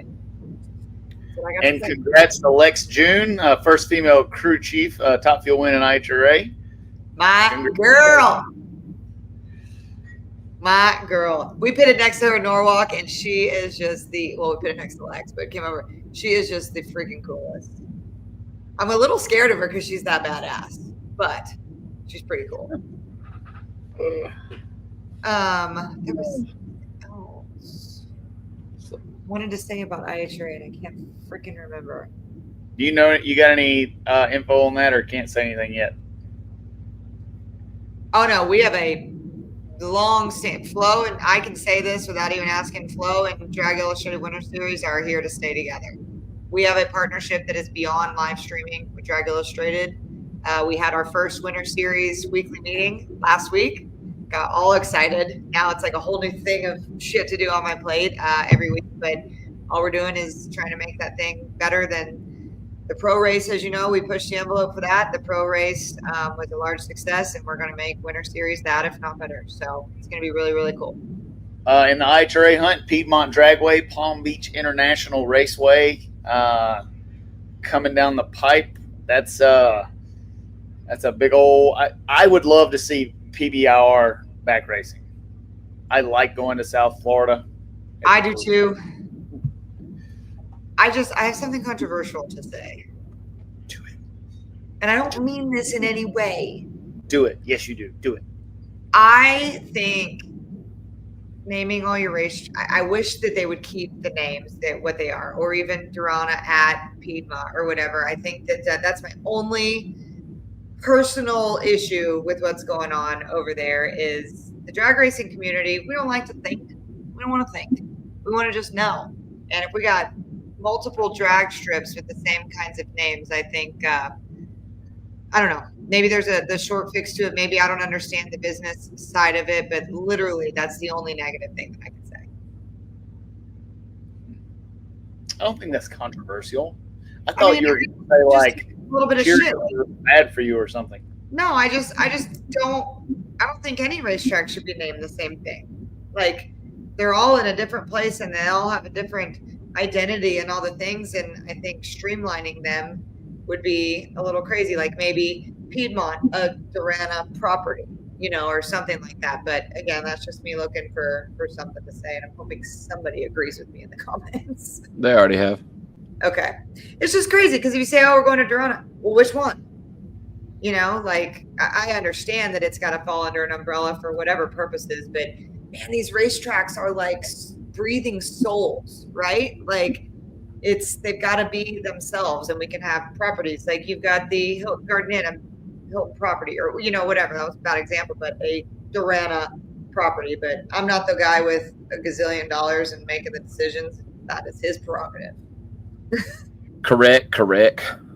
Yeah, I don't have that. So very cool. And they announced their schedule. We have no places yet, but we had a little administrative mishap, but we've got some good dates for next year. And that's right. Molly, are you talking about my new shake and bake marketing campaign that has to do with my promotion for tonight? Is that what you're talking about? Molly runs this shit. She tells us what to say. I don't know if that's what we're talking about. We wanted to lay that Easter egg out there. Hey, it's Taylor Swift week. She's laying Easter eggs. But yeah. Oh, listen. She says no, but yes. I don't even know what you're talking about. Okay, it's time to. As soon as they get this car ready to fire, I'm gonna have to go in a little bit. So we gotta roll this deal out. Okay, well, let's keep rolling. Wait, huh? We're almost there. We gotta recap PDRA real quick. Pro nitrous. No, I don't want. I was just gonna give away some free stuff. Oh, all right, we'll give away free stuff after PDRA. Okay, because we're almost done with like our little list. Then we can have fun, right? Okay. Yeah. Okay. Let's talk about pro nitrous. If we're gonna talk about PDRA, I want to talk about pro nitrous. Then talk about it. Let's go. Your turn. Not only was that the coolest final round I've ever seen in a pro racing organization, that was as Ricky Bobby as it gets, but the fact that they really raced them and that it was within 200s or 2,000 or whatever it was really cool. It was cool. And the father-daughter thing, and Amber ended up on top. Very cool. And if those of you watching don't know, they both blew up in the semis. They both went up there with no hood scoop, no nitrous, and just ran them. It was like, what, 544 to 546? Oh, horsepower. Yeah, on motor. The engine in Tommy Franklin's car belonged to Buddy Perkinson because they leveled everything in the pits and the trailers. And Tommy Franklin's got a lot of motors. So they borrowed an engine and ran it on horsepower and went 544 to 546. That's pretty cool. It was really, really cool. Pro Boost, we already talked about it. Randy Weatherford. Randy Weatherford with the Hart Charger smoking down through there. Good racing in Pro Boost. When can we talk about Pro Street? Pro Street, Ethan Stedding got the big win against Blake and Bonnie. Yeah, I thought you were looking like you were going to say something. I was, but I'm trying to keep my calm down. All right, Molly, you got a graphic of the Pro Street that I sent you? Oh, that's what you wanted to talk about. Yeah, I want to talk about it. Yeah. Graphic. Leave her alone. She's got 110 assets tonight. Car. Camaro. Well, while we're pulling that up, we got to say the picture that I sent you. Alan Drinkwater beat Jeremy Huffman in the final Pro Stock while we're waiting on that. Okay. We can come back to it whenever we get there. Let's keep knocking this off so we can have a fun little end of the show here. We've got PDRA Bristol coming up again, live on Flow Racing. Lala, you're not going to that? You're not going? I don't know yet. We're just gonna kind of have to see what happens with baby. I gotta be close. Oh yeah, I forgot about that guy. Got a bag packed and ready to rip, so we could squirt one out at any time. I will. No wonder your wife hates you. Are we talking about that marketing campaign? Oh, I know what you're talking about. So in Pro Street, we got a rule adjustment, added 110 pounds to the nitrous combination in Pro Street. That's a lot. Fletcher Cox is a KTR customer and a good buddy of mine. I think that the nitrous combination needed to be adjusted. I think any more than 50 pounds at one time ever on any combination at once is aggressive. And it may end up needing 110 to get there, but it costs a lot to figure that out in that kind of step. We'll see in Bristol coming up in a week. And next week we'll find out what that did. A couple of other quick news blips here. Oh, Erica Enders finally got back in the winner's circle. The old Night of Fire. The old Night of Fire. Her and Jeggy in the finals and legit outran the KV boys. Which was, Erica even texted me. She goes, we're outrunning them. What's going on? But she said it was one of the coolest events outside of the pro race, the first pro race that she's ever done. The fans there, bar none. They tow you up the racetrack waving to the fans after she won, coming back. Really, really cool, and got a little elite pep in her step there. But I think we've got Molly, sorry we're jumping around, but I think there's a graphic of that somewhere. And of course I wasn't there, so I think it might be me. I'm a part of Erica's losing streak. There it is. The old baiters, look at them, and they're just so looking good. I need to get me a vest, start wearing around. I'll wear a lot of vests.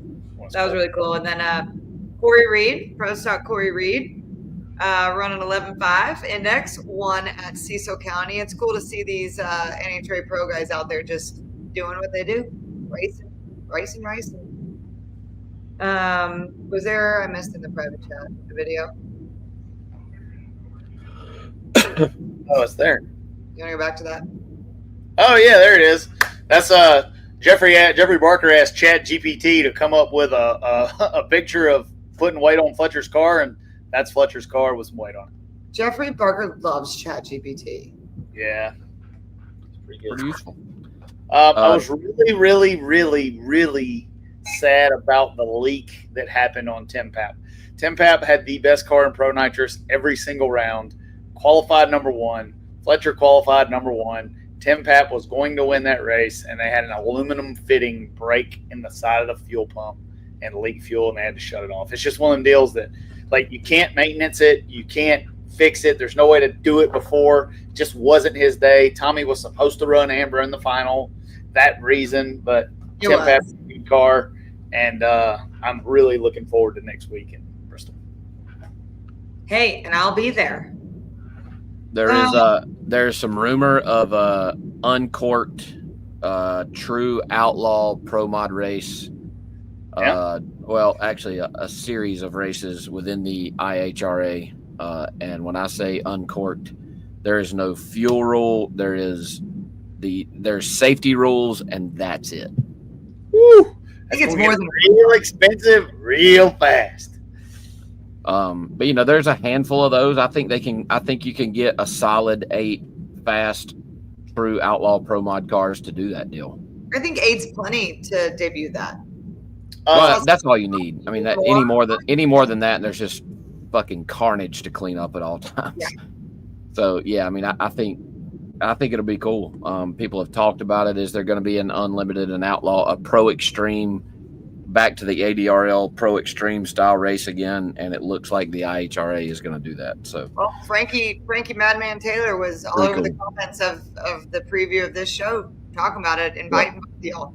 Yep. So Yeah.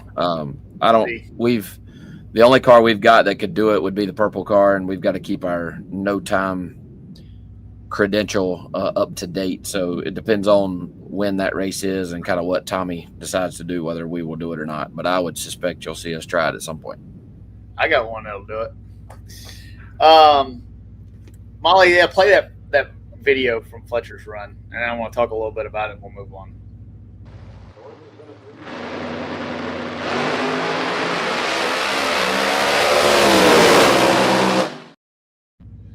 .382 hot rod run, got him 110 pounds. One thing I want to say about it is the man never backed the record up. Yeah, there's a backup rule in PDRA. Does not hold the record, does not have the record. Just happened. Just got some weight. That's kind of a double-edged sword there. Huh? That's kind of like a double-edged sword there. Like, Yeah, thanks for making this record, but I agree that the nitrous combination needed some adjustment. I feel like if they would have done 50 at the beginning of the year and then another 50 and then a little bit, it's just less to do. But we'll see. I've been wrong before. I hope that I love Pro Street. It's one of my favorite classes. I hope everybody's tight and ready to race this coming week. and it's gained traction and it's popular. Like, it's crazy. I don't know. Enough. I need to be running a side business to pay for all this stuff we're tearing up. Are we going to give away some free shit? Yep, now it's time. We're good. We got through all of our needs.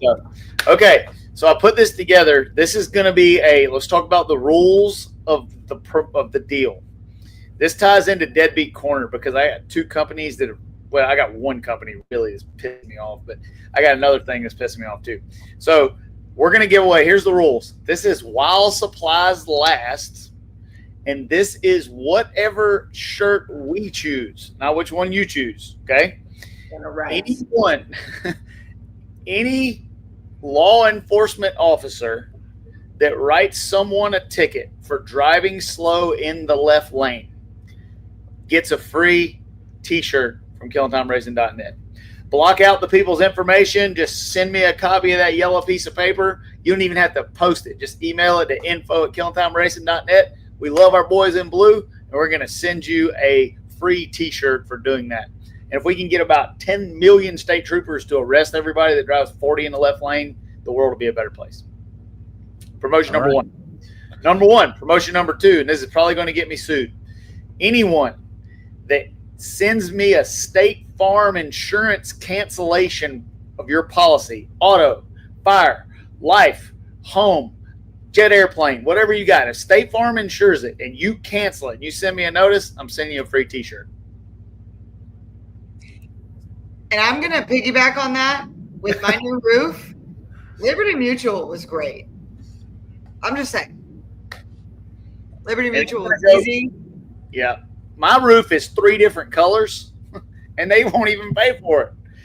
Let me tell you, did I tell you that they wouldn't pay for my plumbing leak because they said my pipes were wore out? They said that my pipes were tired and blew out and flooded my entire house, and I had to replace all my subfloor.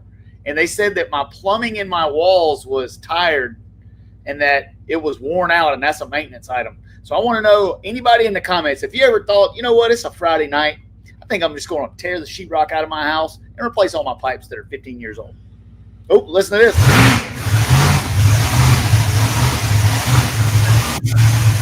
Pause for screwball warm-up.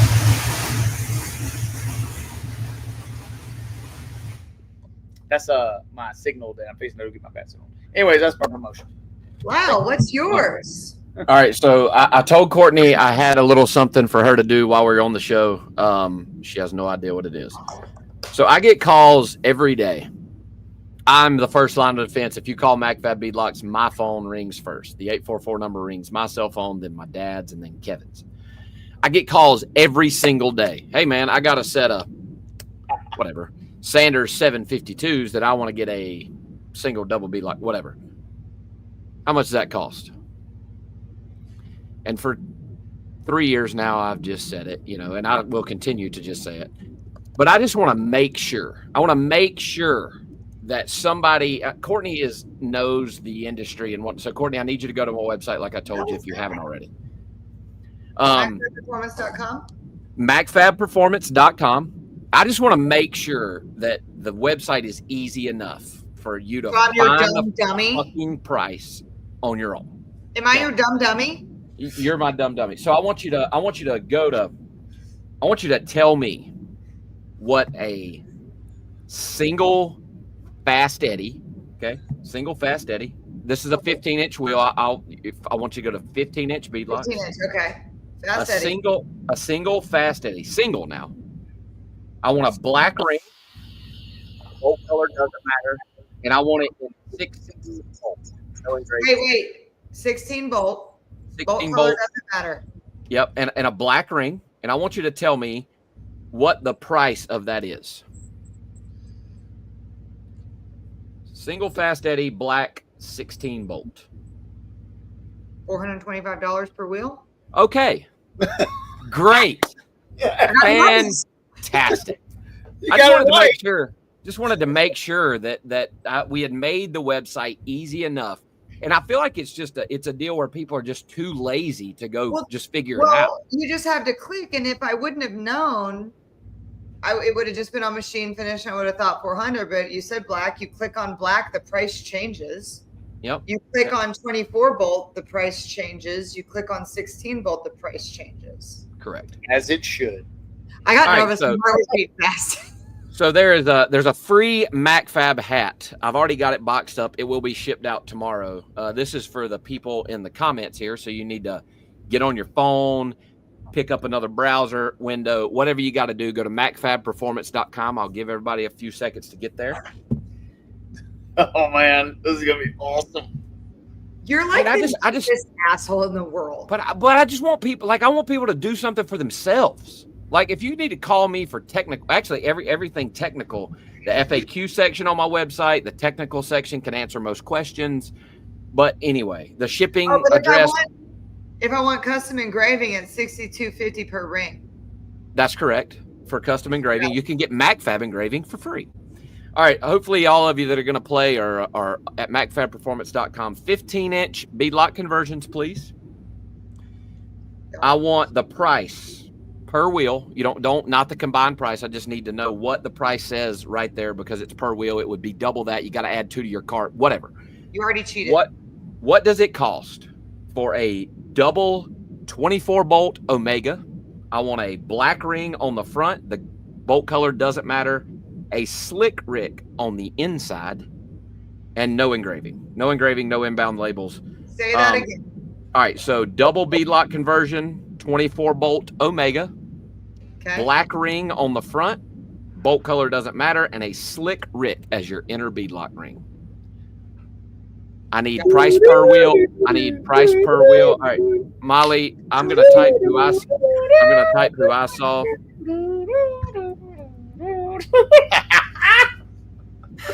That's who I saw. Molly, tell me if I'm right. Oh man, there's still so many. Oh my god, that's hilarious. That's who I saw. Molly, whoever Molly saw. Okay, that's so Catherine Lambert. Catherine Lambert is correct at $675 per wheel. Again, it's double Omega, double beadlock, 24 bolts, black ring on the front, bolt color doesn't matter, and a slick rick inner beadlock ring is $675 per wheel. Is there any insider trading going on here or anything like that? Nope. Because I was doing it too. Let me tell you, the baby that I showed at the beginning of the show, Catherine Lambert is the mother of that baby. Oh my goodness! So, Catherine, if you just want to send your We call her Katie. She's Katie. Katie, your info to Courtney, she can forward it to me. I will ship you the hat in the morning. That was really just a test to make sure that my website was easy enough to navigate. We have apparel on there. We have some services we offer. The FAQ section where you can, and technical section where you can, like, can my wheels be widened or narrowed? Can my wheels be double beadlocked? Can I drop ship my wheels to MacFab? All these things, like Kevin worked really hard to make our website pretty idiot proof. And I just wish people would use it. That's all. It's just my TED talk for the day. When somebody calls and asks, how much does something cost? Like, I always go to, if I need to know what a Holley Sniper is going to cost for my 69 C10, I go to Holley's website first, find what I think I need. And if I have questions whether or not this is exactly what I need, I will call Holley to ask them if this is in fact what I do that too, and I'll say I really try to look and answer my own right, questions. but I feel like most of the time they just want, I'm just going to call them and ask them how much it costs. When I've got people trying to order wheels and I'm trying to ship people's wheels that have shipped their stuff in, and I just wanted to make sure, why can some wheels only be single beadlock? Great question. The back spacing determines that. I posted a video about that not too awful long ago. Kind of complicated, but if you look at the profile of a wheel, all wheels have a drop in them. We call it the drop center, the void towards the center. All wheels have that so that the tire has room to, part of the tire has to fall into that void in order for the other side to be pried up and over the beadlock ring. If the distance from that void to the rear of the wheel is too far, you cannot stretch the tire that far. Therefore, they can only be single beadlock. If you imagine a 15-inch circle, no matter which way you turn it, it still has to be 15 inches in order for the tire to be able to be pried up and over. And if the 15-inch circle does not fall into that void while being on the outside of the wheel, it will not work.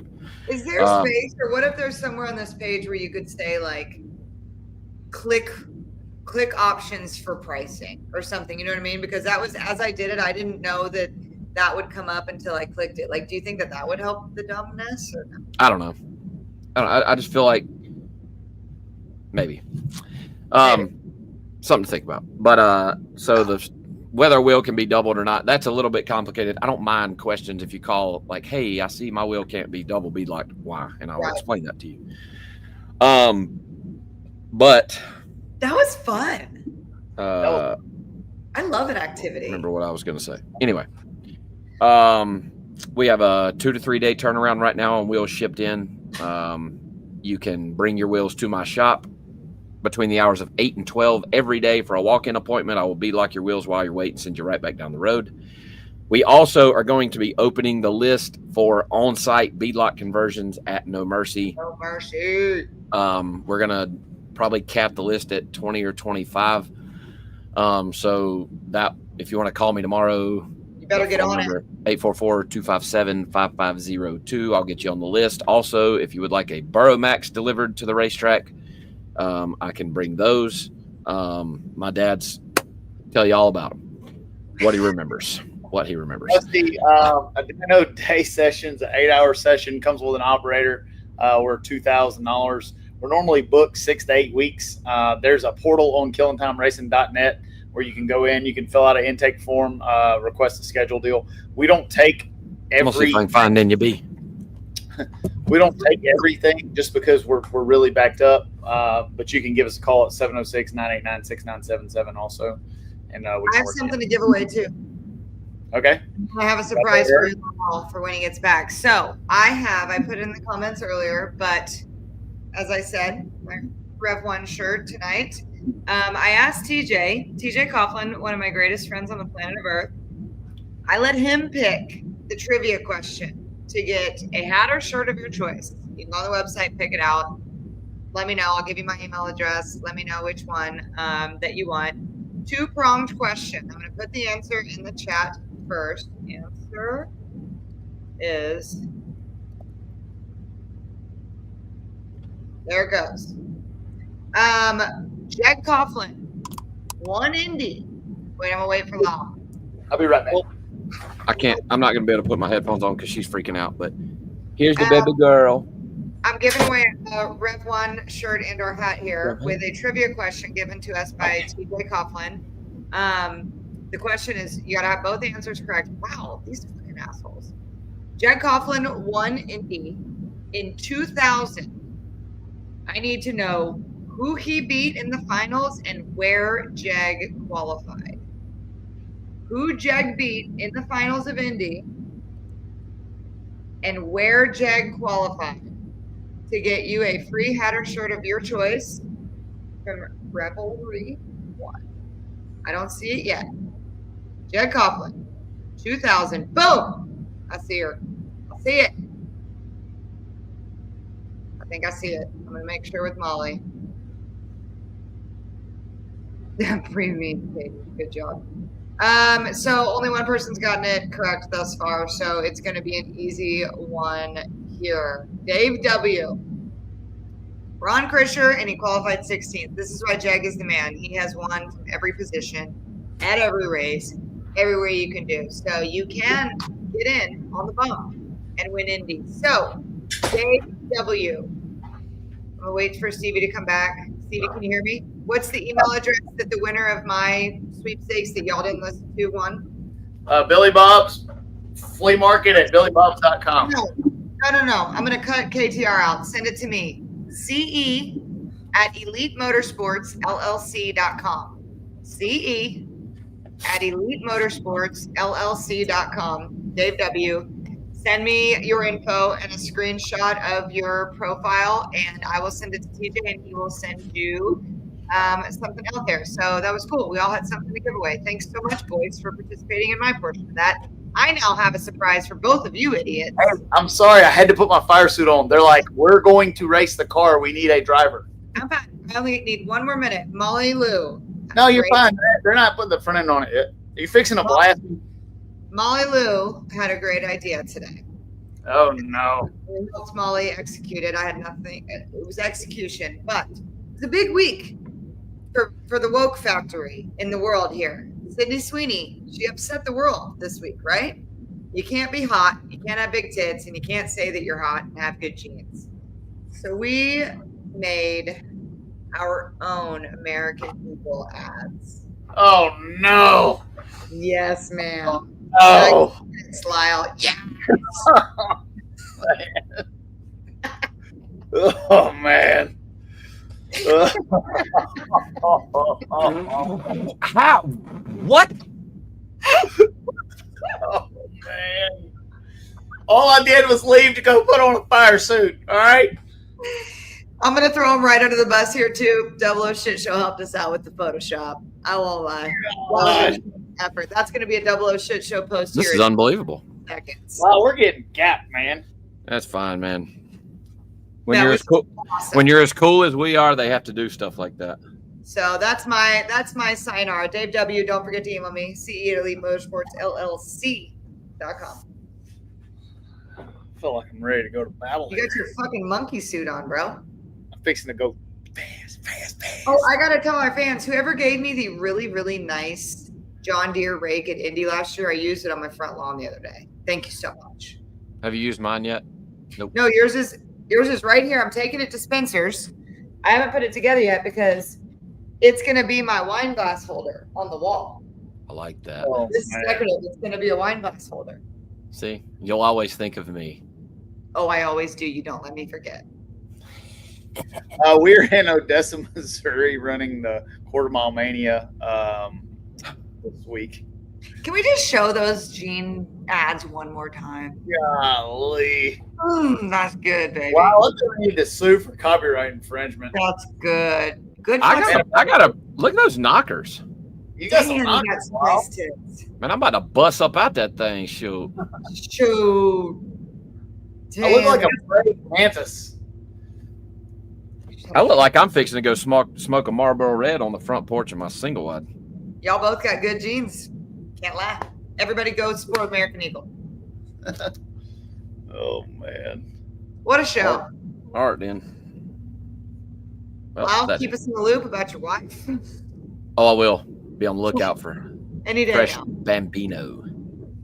You're so fucked. You have a daughter now. You're fucked. I'm not fucked. You're fucked. Oh, she's going to act like me. No, she's not. Yes, she is.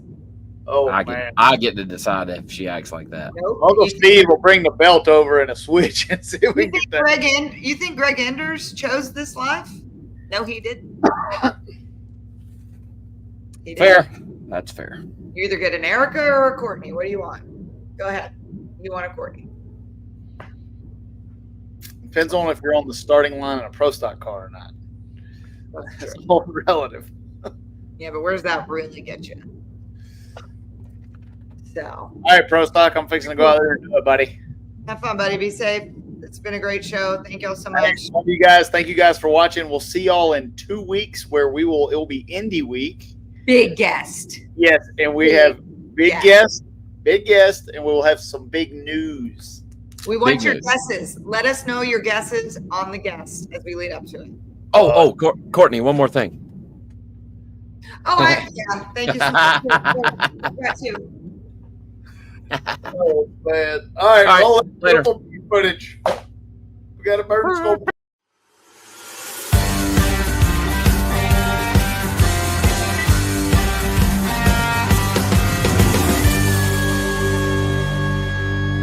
Shake it back! Does that feel good? Yeah.